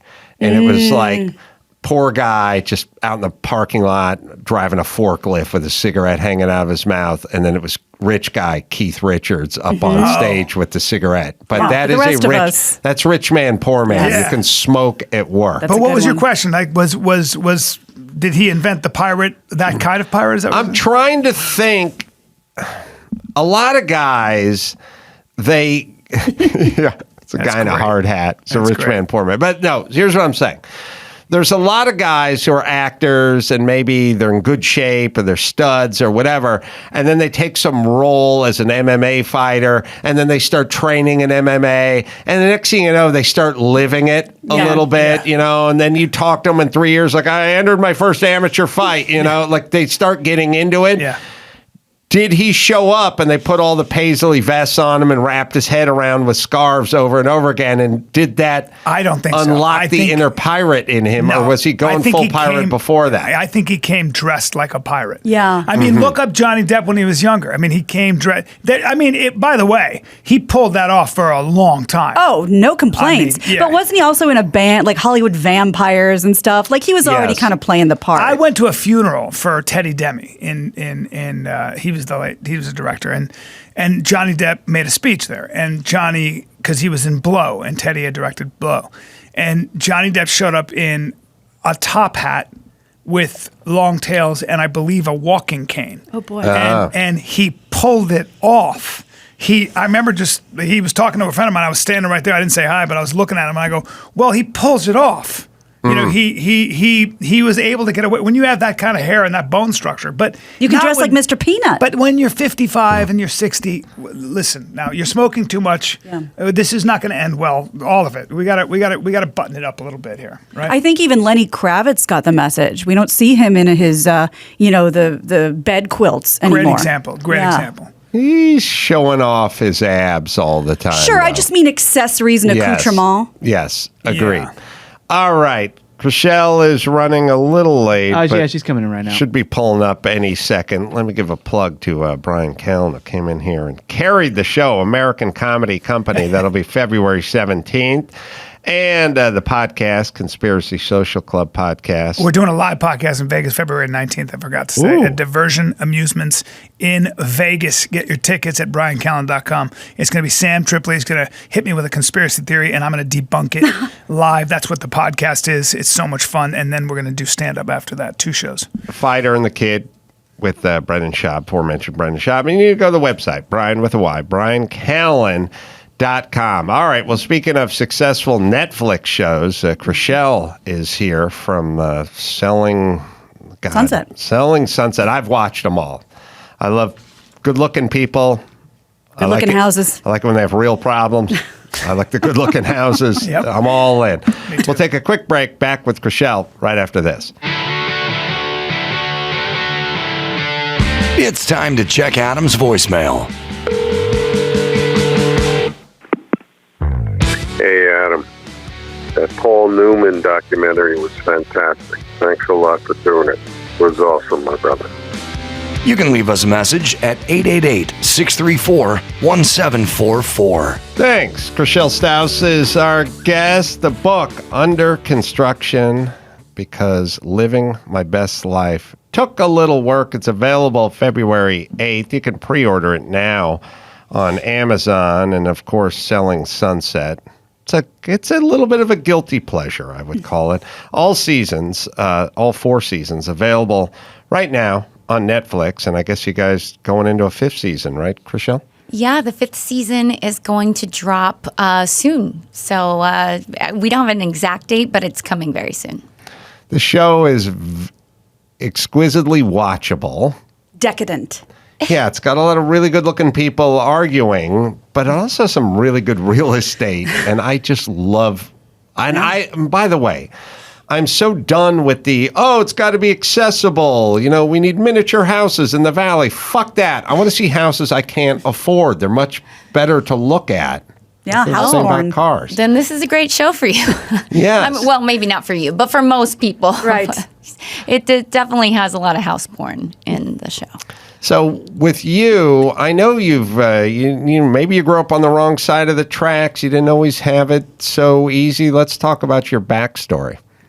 Well, yeah, I mean, I definitely, it was a complete opposite growing up. We didn't always have a house. So to be in real estate and to kind of, be selling these multi-million-dollar homes is kind of crazy. But it helps me remember, it's not too far from, my family. They just live a totally different life than here from LA. So they, make sure that I don't let any of the craziness get to me. But, it's fun to live in this world and sell these homes. But I definitely, when I go home, it's still, I'm staying in my niece's room and we're, the whole family's in a really cute but quaint house. Is that Kentucky?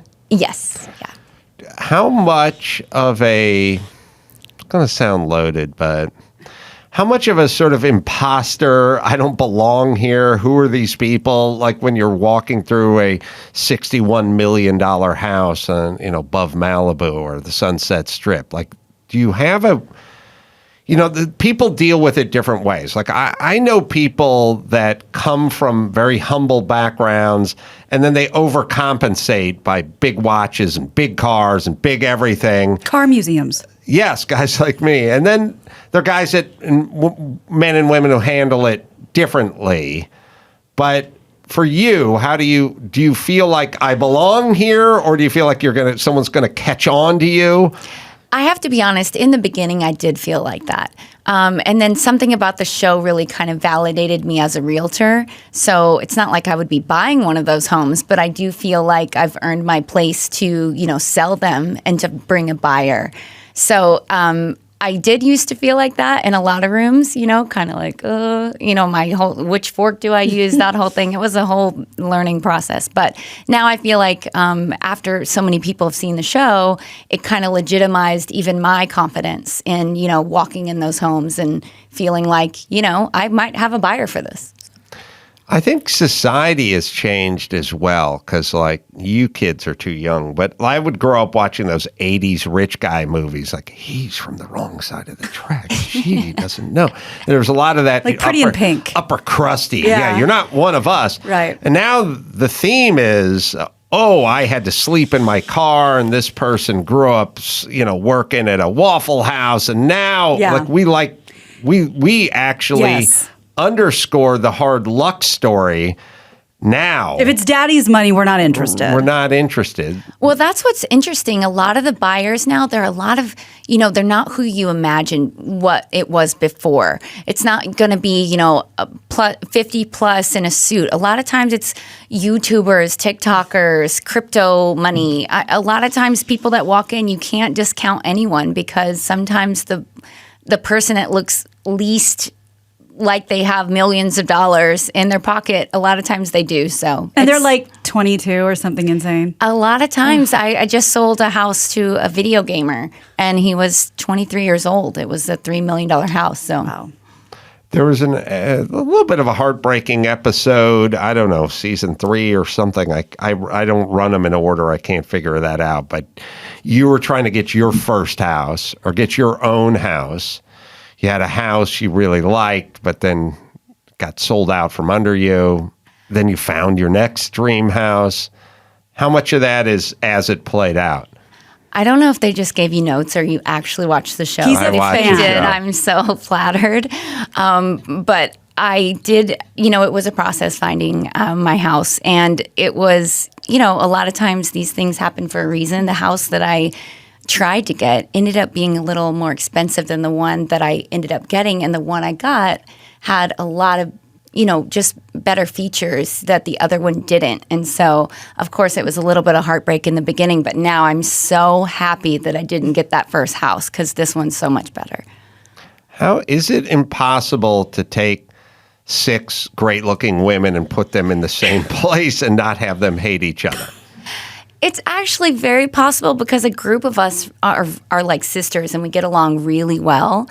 Of course, when we're filming, they make sure that everyone that, whether you get along or not, we're all together. And so that tends to make it a little different dynamic. But there is a group of us that we almost never have any issues. So. I'm wondering, because you were on most people's favorite soap operas, All My Children, my favorite, and Days of Our Lives, right? Yes. So it's not about the rest of us sort of accepting you. How were you accepted into the group initially? Like, oh, TV star, like whatever, how did you prove yourself to them? Well, I will say there was a little bit of hazing when I first joined the company, some of it on camera, some of it off. So I did kind of have to use the same tactics. When you're going into a soap, the other women aren't happy sometimes because you're taking away from their storylines. And, I remember that same feeling of going in, with hands up, like I don't mean any harm. I was just hired here. to do a job. And so I feel like I kind of went in with that same exact energy of, white flag, please, let me just, and then you kind of find your footing, and then you kind of, as it goes on, you end up being like, okay, I'm done with the white flag. Now it's time to, assert myself. Yes. Yeah. Trying to think the difference between men and women and showing up somewhere. So I didn't work on many soaps when I was young. No, I can't. Or any. Handful. But I used to have That's to. a waste of your face. That's why I paused. So I would show up on construction sites, and they all hated whoever the new guy was, and they were just dicks. And you could be on a construction site. You could say whatever you wanted. There was no. You're going to go down the hall and report them to the HR or whatever. It was like they just call you a dick and tell you they're going to kill you with a pickaxe and get the fuck out of here. And they just do it. That's who they were. And then what would happen is these guys that were huge douchebags at some point would decide they liked you. And then all of a sudden they wanted you to hang out with them. But I thought they were douchebags because they were such douchebags to me. I didn't want to hang out, but there was this whole process of I'll be a colossal douche, and then at some point we'll be great friends. And that was the arc of going on to a construction site when you're a dude. But do women work it the other way? Are they nice to you at the beginning and then learn to hate you? Because I think that's the way women do it. I think they're real saccharine sweet at the top and then learn to resent you later. Interesting. Is that a feminine characteristic versus the males, which works at the other direction? Thoughts? I think there's a little bit of both of those dynamics happening because it depends on, in my opinion, if a woman leads with her feminine energy or her masculine energy. And though, someone that I dealt with her masculine energy, it was very much like what you're talking about. It was like the hazing and the you can't sit here, that type of thing. And then, of course, with women, I think that you're right. I think that that can happen a lot of times too, where somebody, might be sweet up front, but, sometimes keep your Keep your enemies your friends close, your enemies closer. There you go. Yeah. I think, and I don't know if this is the male version. Maybe we just handle it the opposite way. It's all about how threatened you feel. Exactly. So if you want to, what does she know? I'm at the top of my game, and then she starts getting momentum. Oh, fuck her. Yeah. But the guys, it's the other way around. But I think it all comes from how secure you are. So I think that's the key. Go in as non-threatening as possible. But you're right. Then when you start to really get legs, how dare you? Sometimes it does swap. Well, I think guys at their core, they're like, I might have to fight this guy. And maybe women at their core is like, this woman may want to steal my man or something. At the core, at the very Cro-Magnon kind of id of both of us lies those two things. And what's more of the cave experience than those two things, for survival? Yeah. What's going on with the real estate now? I know it sounds generic, but is everything through the roof? And I don't know, I walk up and down PCH. There's a couple like double, triple lot buildings, residential stuff that they're building like next to Nobu and next to some of the restaurants down there. And these look like $80 million. These don't look like 35. These are into the 90s or 110. I mean, are you seeing that out there? So right now, development is crazy. On the PCH, that's the kind of location value that's always going to be there because there's only so much, right there on the water. And so there's certain things that can kind of withstand the ebbs and flows of the market, that's being one of them. The market is down a little bit. Bitcoin, I know, took a little bit of a hit, and the interest rates are, they've slowly ticked back up. So I think right now it was definitely a seller's market. So it's really hard for buyers because there was just only so much inventory. And now we're seeing it kind of level out a little more, swinging back to the other side. So I think it will balance just a little bit out just because of the interest rates going up. So in a generic sense, that's, where we're at. It's going to kind of balance out just a little bit more. Are we talking about us poors too, or just people in Malibu? Because I'm dying for a house, and it's been ridiculous. Well, actually, so it will help you. It sucks though, because the interest rates are going up. But when that happens, the crazy frenzy that's happening right now to buy will slow down. So you'll have less competition, but you may not get as good of a rate on a loan. Are those houses I'm talking about when I say $100 million? Am I making that up?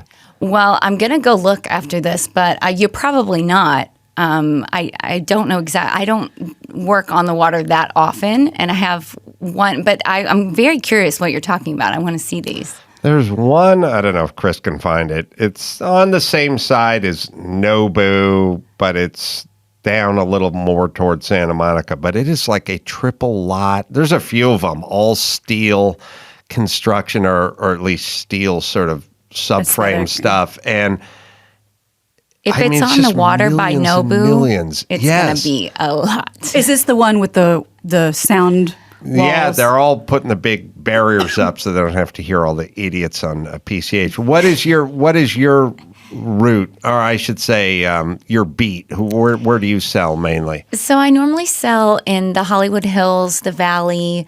Beverly Hills is where I actually just came from. I just came from a broker's open today, so that's kind of the most of where I work.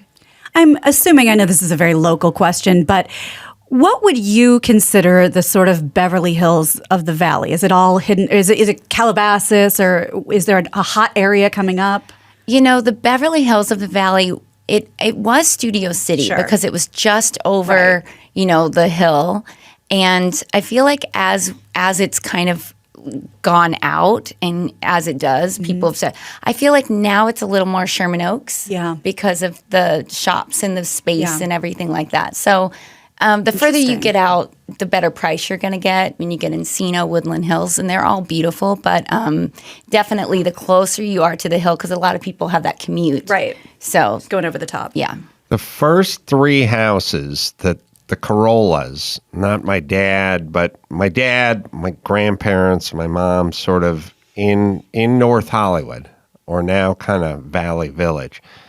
The first 3 houses were $10,000, $12,000, and $13,000. I'll take 10 of them. That's the whole the whole goddamn house. What year was this? I think my grandmother bought her first house in North Hollywood. It could have been $9,000 or $10,000. We're talking about like 1950 or something. Then the other house in like 52. But my dad bought his $13,000 house in like 75, like way later. Wow. Total shit show. But just imagine that. Did they hang on to it? Do you still have these in the family? Well, because they're going to be worth a lot more. The land. How's the dirt doing? Yeah, my mom moved from the one house into the other house, and they just demolished the one house and built a little McMansion there in North Hollywood. My dad sold the other one and moved to another one, and my mom is now living in her mom's old house in North Hollywood. So there wasn't, you wouldn't call them moguls, but on the other hand, they didn't sell them and buy Beanie Babies in the 80s. There was something there. But is this the house with the 2 front doors? Yeah, the house with the 2 front doors has been bulldozed. Got it. Now they're literally 2 front doors. 2 front doors. Right next to each other. That's so funny. Yeah. Interesting. The conceit or the thought was it was back.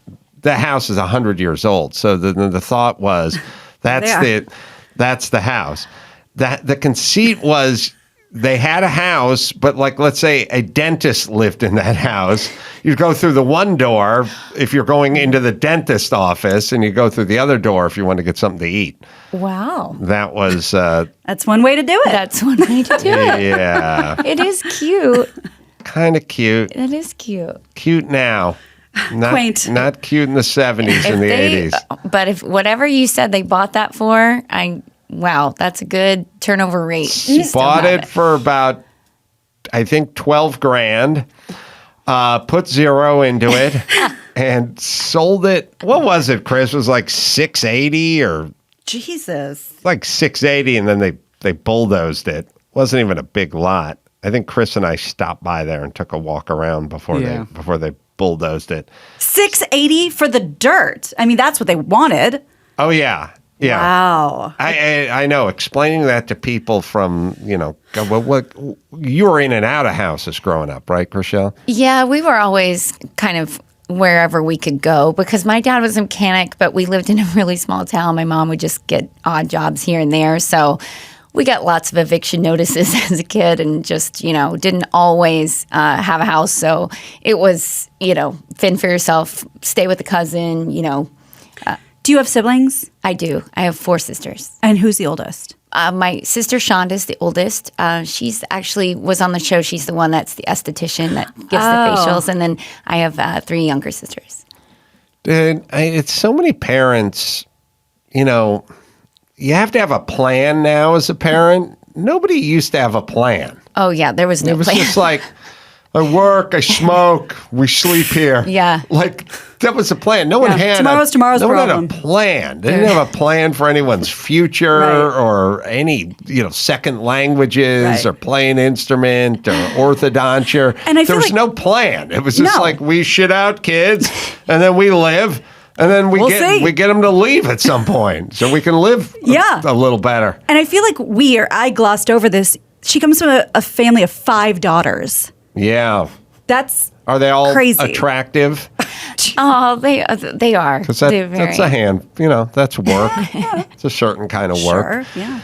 Is But you kind of knew that life wasn't for you early on? Definitely. That was the one thing I was just thinking as a kid is, okay, how do I get out of here? So I remember watching soaps as a kid. That was the most glamorous woman I'd ever seen, like those soap girls. And it was very the opposite of my life that I was living. So that's what I wanted. I was like, I want to do that, the complete polar opposite. And so that's why when I went to college, I originally wanted to go into soaps. And then after doing it for so many years and all of a sudden, the job ended, I was like, okay, what next? So that's when I got my real estate license. Do you have a lot of people that are like, I'd like to work with you because I'd like to be on the show, or I recognize you from the show, or I feel like I can trust you because I've seen the show and I see how you operate when the client's not in the room? Yeah, I mean, the show is really great for business. It's amazing for that, but it's hard. You have to root through a lot of people that aren't, they say serious. Yeah, buyers? They say that, but they just want to really, hang out or meet you or whatever. And so it's good and bad because it takes a lot more time to get through the leads to figure out who's who. But it's definitely great for business because sometimes people will see the show. This just happened. I have a $15 million listing right now in Beverly Hills. And he was wanting to get an agent that was in, kind of the entertainment business side because he was envisioning selling it to somebody like that. And that's how he thought of me and brought me on. So that was nice. How many square feet for $15 million? Well, this is where you're gonna laugh. So it's just under 3,500 square feet, and so wow.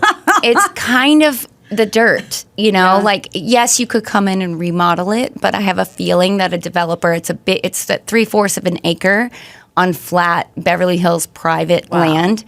So you're really getting this dirt that's worth a lot.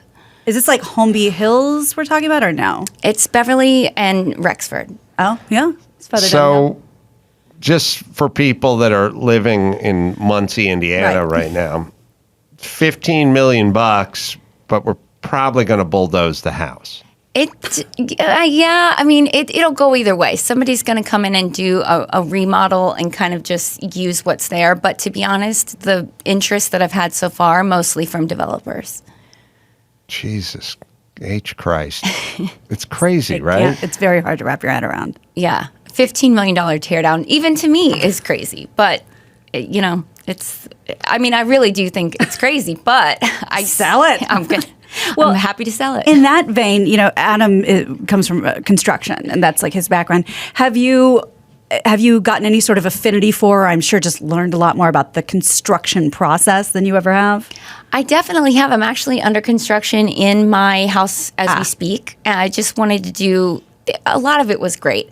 But there are, of course, anytime you move into a house, there's going to be certain things you want to change. So I changed the front of the house. And currently, the most exciting part is I'm changing, it was kind of like a small room office that backed into my master closet. So I'm going to make it into a real master closet. Oh my God. It's going to be the Pussy Palace. I hope I'm allowed to say that. It's all right with me.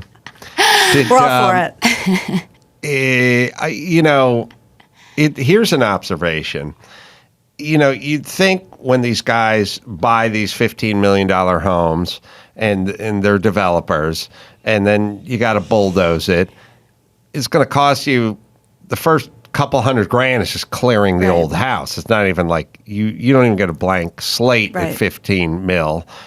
You got to pull a permit, get demo, blah blah blah blah blah, and then there's going to be something from the city, and they're going to want to know if there's asbestos in the tile, and it's going to be a fucking hassle just to get to dirt, But then you build a house, and so you think, all right, I'm going to spend $9 million building a house, but hopefully I get 30, when I flip this thing, and so intuitively you think, like when you talk about flipping homes or renovating homes and then flipping homes on a lower scale, you go, well, the Carrera marble's nice. Well, we'd like to save some money because we're flipping this one. It's a lot of like choices and flipping.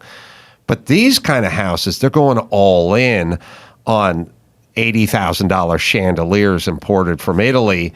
And I think the new paradigm is don't spare the expense on the crazy flip. go all in on the expense and you'll get your money out of it. Am I making that up? No, you're right, because it's, you're targeting the demographic that's going to buy that type of home at that price point. So you're 100% right. I mean, the person that, there is only a small margin if you're talking about the dirt itself costing 15 and how much it's going to cost to get that house built. So you're going to want the person that wants every single thing perfect, beautiful, all of that. So it could also go to a developer that, is developing for themselves and they just want to live there forever, so they don't mind spending the money there. Right. But we'll see. If anybody's listening, call me. I don't want to one-up you, but I used to sell suits on Rodeo, so I kind of know what it's like. Yes. But there were times when I was much younger and, dealing with dudes that were just, wasting my time or like bothering me, or the wives come in and start screaming at me. I'm just trying to sell this guy some fucking pants. I imagine you've been in situations like that, and I'm wondering how you handle them. Well, every situation is different, but I think I try to lead with that unassuming. I'm not here to, and so I, especially if somebody, whether they come in with a woman or not, I think it's better to just lead that way. Mm-hmm. It helped when I was in a public relationship, and so now that I'm not, I just kind of lead with that. I'm not flirty at all. Right. Not, I'm just like, I don't know. It's different. When you go out with your girlfriends and you kind of turn that switch on if you are single. Sure. Versus when you have it off. Right. And you're just business or very nice and friendly, but not flirting. And you've found men are pretty responsive to that, or? It depends. Yeah. You get all types. Yeah. But you're still able to go through with the sale and like not want to like bang your head against the wall. Yeah. No, I definitely think, I have to say, being in the business as long as I have, I have established myself in a place where I don't have to do business with someone if I don't want to. Right. So I use that sometimes. So if somebody is a buyer, I easily just won't accept them as a client. Or, if they're buying what I'm selling, I'll deal with their agent. I don't have to deal with them. And the agents are, they know to be professional. Right, yeah. Right. Well, speaking of high profile, you dated one of the twin guys, right, who owned the company. Oh, I can't wait to hear I was telling Adam before we started, I was such a fan of Loveline forever, and then even watched it on TV, then listened to it on the radio, so I can't wait to get your analysis. Give me whatever you want, Adam. Well, first off, I pray for your happiness, so if you're happy, I'm happy. That's number one. But I think on TMZ, you guys would be out on vacation. He'd be doing push-ups with you on his back out in Saint-Tropez. Like it was a thing. But then you guys aren't seeing each other anymore. But then you have to go into work. Correct. And he'll be there because it's his building. Yes. So is that copacetic? It's funny. So right after we broke up, of course, there was a transitional period where a lot of feelings are there, and it gets, people are sensitive about certain things. And we kind of both put a lot of focus on working through that because it was important to us. And he was just at my open house, today. I'm very proud to say we're really good friends. It's one of those breakups. Nobody did anything wrong. He's a great guy. He just, I want to have a family, I want to have a kid, and he doesn't. And so everything else was great. And so that it helps because he's a really, really good person. So we're still really close, and I'm actually proud of that relationship where it's like, what? It showed me what I want going forward, because it was so great in every other sense. Does his brother want a family and a kid? Because I know. No, his twin brothers right there. That would be so weird. Well, you can't go, I'm not attracted to you. Sorry, you're not my type. You dated his doppelganger. Like, you have to be attracted to him. It's funny. He was, we have a brother-sister relationship, but he also does not. If there was one person that was going to settle down and have a kid, it would have been Jason. And he thought he could get there, but, not the case. Brett, definitely not. Absolutely never happening. So the clock's ticking for you. I mean, you want a family. I think that would be nice for the next chapter in my life. Yeah. Totally agree. So then whoever it is you meet, they have to have that in mind as well. Yeah, I will say that's there's pluses and minuses of having your life kind of put on blast. The plus is that now I don't have to have that awkward conversation on a date because everyone knows. So before, a friend sets me up with someone, they already know that. And so it's good and bad. Of course, it's weird to talk about your, aging eggs. But now I don't have to talk about it. It's already out there. So if I'm going to go on a date with someone, it's with them already knowing, this is where I'm headed. They're open to that too. Yeah. I'm open to that. And then whatever happens, happens. Feel that way about herpes. All right. We'll take a break. Chrishell will hang out with us and we'll do some news with Gina Grad right after this.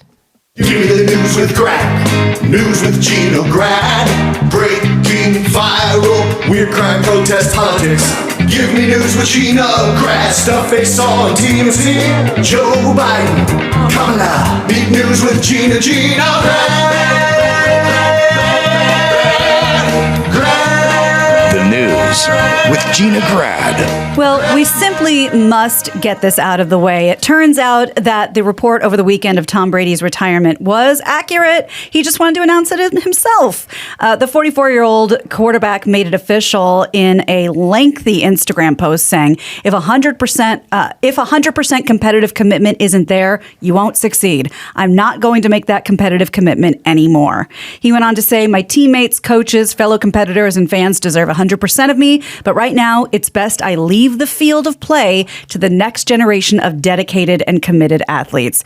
He thanked a lot of people. I think he left out Kraft and Belichick, but they did mention, they wish him well.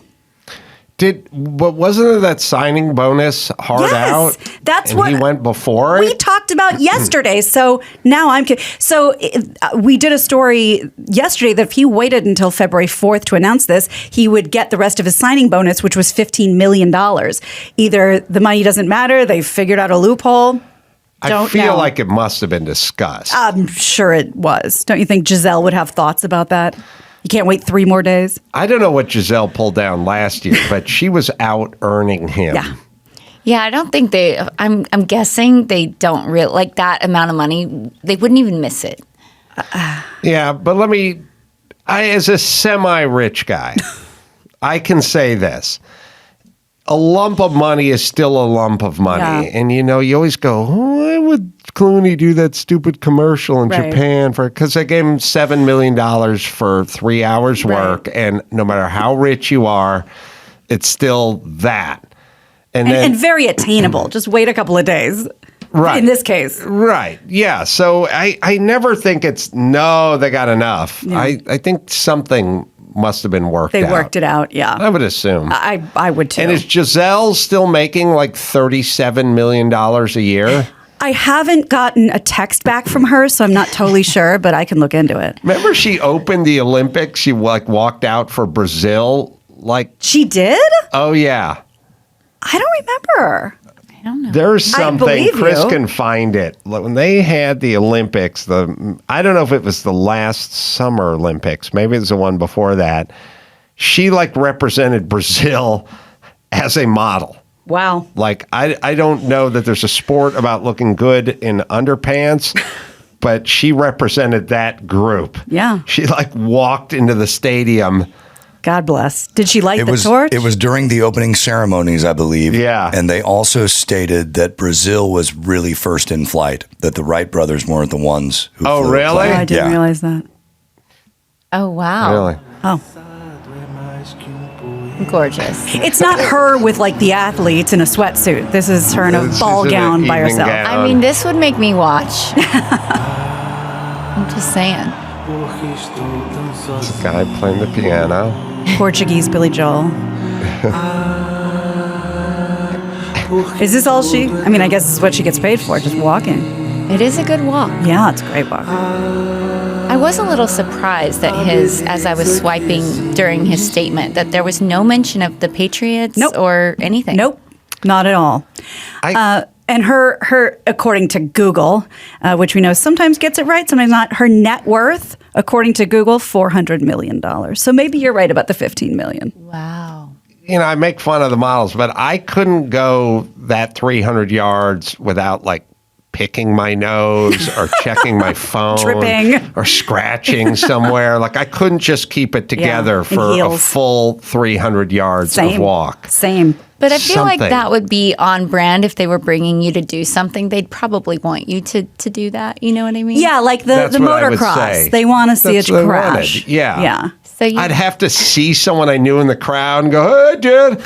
Like, you have to do something? Or could you just walk with that kind of laser focus for 300 yards? Well, I guess she and Tom have that in common. Yeah. My God, those children. They can block out all the external distractions. What do you think happens to the kids if they bring home a B on a report card I don't, who. with two overachieving parents? But I'll bet you he especially is like, he probably doesn't care about grades as much as he cares about like effort or someone Sure. telling him, Yep. coach saying the kid was lazy or something. No, I think mean, you're right. I think it's all about that And commitment. in his world. Like, yeah, commitment. And yeah, like the worst thing to do if you were his kid would be sign up for soccer and then want to quit 3 great games in or something. Right. There could be none of that. No, right? I think you're right.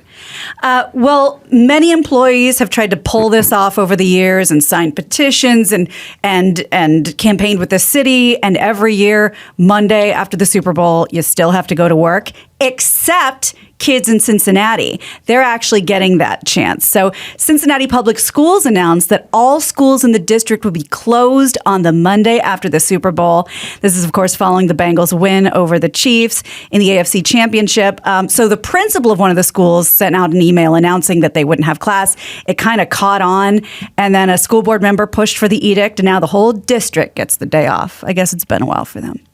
oh, they should do that in LA then. I agree. It's so easy now to not go to school over the last year and a half. And That's true. it turns out everyone, here's what I figured out. Nobody at school wants to be in school. The kids don't want to be there. The faculty doesn't want to be there. The security guy, the crosswalk person, the teachers, the administration. It turns out universally everyone wants to stay home. That's what we want. And it's that way with Chick-fil-A employees as well. If it was an option. But their customers don't want them to stay home. Right. Now, your customers, when you work at a school, are the kids, and they want to stay home. It's a win-win. So that's just how easy it is for everyone to stay home. Yeah. The parents might like to get the kids out of the house. True. You know. They don't get a vote. So they just go, oh, the day after the Super Bowl's a stay-home day. And then, is that cool, kids? Yes. Hey, teachers who are getting paid to stay home and sleep it off. That Can cool? do. All right. Well, now we have a tacit agreement. And now this is how we're going to do it. This is exactly what happened with COVID. They've Although, gotta- think about yeah. it. If you're hungover as a parent, wouldn't you kind of want your kid to go to school? I was going to say the Yes, same thing. unless you got to drive them there. Yeah. Oh. I've been there a few times. Uber. And they'll sneak in the extra day, I'm sure, somewhere. But everybody wants this. If it's COVID or Super Bowls, new rule. You don't get paid if you stay home. Let's see what happens. See if that changes the climate a little at school. I think we're going to be full capacity at school. Yes. Sean Penn has been back in the news, and it's not because of a movie. Fox News reports that he has doubled down on comments he made about masculinity in American men during a recent interview in which he blamed cowardly genes for men putting on a skirt. The controversial comments came after the actor spoke out about American culture in an interview with a UK magazine, where he explained that he feels men in this country are being feminized. This is what he says. I'm in the club that believes that men in American culture have become wildly feminized. I don't think that being a brute or having insensitivity or disrespect for women has anything to do with masculinity. It never did. But I don't think that in order to be fair to women, we should become them. So... You've spoken to him before, yes? Yes. I think you guys should be better friends by now. We should, now that we're part-time Malibu neighbors. That's right. He's a dude. He comes from a different place, different time, but this is a thing.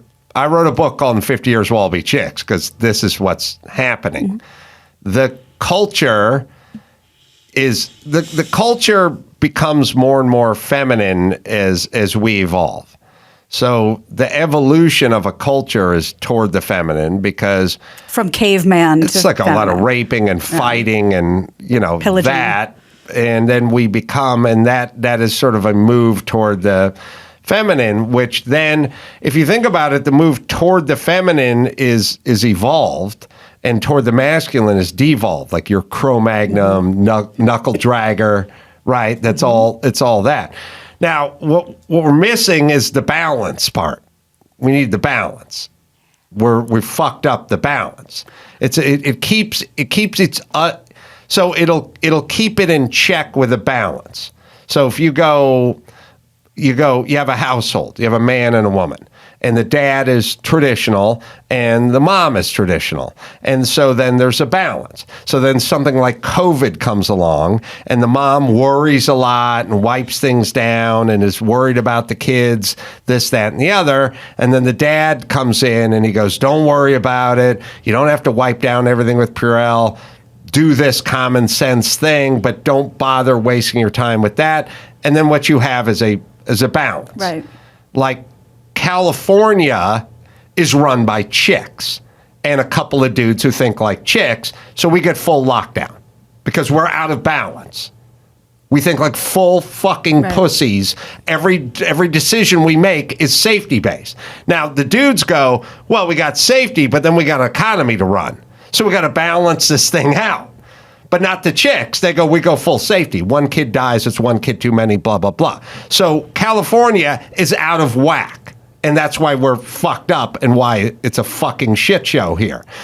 So it's not is feminine thought better or is masculine thought better. It's equal parts and a balance, which keeps people going, well, we worry about the kids, but we can't shut the schools down. That may cause more harm than good to the kids. Or we worry about the elderly, but we can't shut down the economy because a lot of people are going to be hurt if we shut down. It's a balance. We've lost our fucking balance. We're into fucking Massengaleville, and all the states that go that direction are the ones that are fucked up. California, tip of the fucking douche spear. But I don't think it's always a gender thing either. I see what you're saying. No, Gavin Newsom's got a cock and balls and thinks like of 30 chicks. Okay, He's full chick. But no, that this sounds is like an Garcetti. insult. No, It is in practical, how are we going to run the city matters. It's not overall. I have been campaigning for how long now? Because we all know when you call someone a pussy, very confusing. The life-giving pussy that can sustain a watermelon passing through it. These guys are acting like fragile scrotum. They're not acting like And pussies. prove it with the watermelon, but okay. And I will just say, if your masculinity, just to take it back to Sean Penn for a second, is threatened by a skirt, that's a little sad to me. And like you said, it's old school thinking. He's just... I get it. I'm No, just it's saying. not- Like, yeah. who cares what They're, you wear? Margaret Thatcher thought like a dude, and Gavin Newsom thinks like a chick. It's not gender specific. It's a balance. And what Chris or Sean is speaking to is the balance is we're getting out of balance. And the out of balance ironically doesn't help the women who you think you want that, more of that, but you don't. You want the balance. You want the guy who can fix stuff around the house. If there's an intruder, you're not going to have to play rock, paper, scissors to figure out who's going downstairs at 4 a.m. Like, that's the dude's turf. Yeah, I The always balance. say everything in our house is completely 50-50, except if it's gross or heavy. Right. And then he's welcome to it. That's the dude. I don't know. I've definitely enjoyed some men in skirts. You know, we've got Harry Styles. Oh, I watched Drag Race. I'm very pro skirt. Whoever wants to wear one, I love Jonathan them. Van Ness. I get it. So Yeah. but I'm just bringing the other side. You're not of going to it. get an argument from me. No, Harry Styles kind of pulls it off. But when really good-looking people just do things that are sort of atypical from a stylistic standpoint and pull it off, we shouldn't be surprised. No, they can wear They anything. take that super hot chick, and she's wearing no makeup and just cut-offs and a T-shirt. Look at that little tomboy. She looks smoking hot. Yeah, because she is. Right. That's why she looks so good. True. Fair. Thank you. We have to get to this because it is trending so hard on Twitter right now. Have either of you, eaten at a Golden Corral restaurant? I don't think I have. No. No. This probably would have been one of your Applebee's where you weren't rich enough at the time and now you'd never go there. I heard there's a big Donnybrook there. Oh my God, I got to show you. So it's an all-you-can-eat buffet, the Golden Corral, turned into just melee in Pennsylvania over the weekend. This is one of my, when I hear the story, I like to assign a race to it. Oh. Can't assign a race. I can't figure out. This is good and diverse. Oh, it's diverse. Yeah, All right. this is a lot of representation. So this Golden Corral in Bensalem, Pennsylvania, some guy caught it on tape, which I'll show you in a second. Diners in the restaurant started shouting at each other near the buffet. Things quickly escalated into just a total melee, throwing a lot of high chairs. Really? No kids in it, but a lot of high chairs got thrown, tables overturned. 2 people appear to have been hurt, and the dining room is destroyed. As to what caused the fight, this is what's getting all the attention. An employee said there was 2 parties in line waiting for steak. Somebody had cut in front and started being picky and finicky about the steaks and taking too long. And then somebody else spoke up, and then they said something, and they didn't like that, and then it just turned into an all-out brawl. So this was over steak in the chow line. Most people managed to leave before the authorities arrived. Police haven't made any arrests yet, but I pulled a minute. This is right when it's bubbling up, and here's what happens.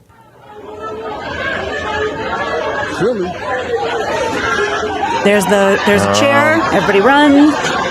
This is a diverse crowd. It is. Oh, shit. Oh, shit. There's a lot of commentary. Oh, shit. Oh my God. Chaos. Oh my God. 2 high chairs. That's bad juju.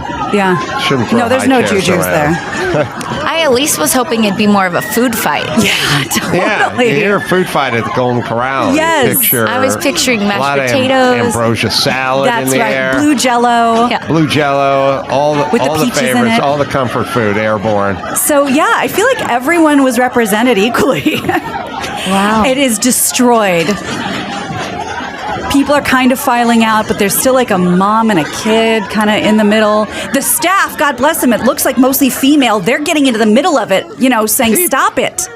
I don't think people can no longer be trusted. No. Airlines, Golden Corrals, nothing sacred anymore. Nothing sacred. Its flight is too cheap, food is too abundant. We're too spoiled. Yes. It's insane. Well, like you said before, our attention spans are at nothing. We're medicated. We're pissed. Right. And then you get this. And I mean, people are in suits there. So my assumption is maybe this is like post-church. Like there's some nice people there that started throwing they high got a chairs. dress code at Golden Corral. Oh, I didn't Pennsylvania. realize that. Okay. All right, let's bring it home, Gina Grad. You got it. I'm Gina Grad, and that's the news. All right.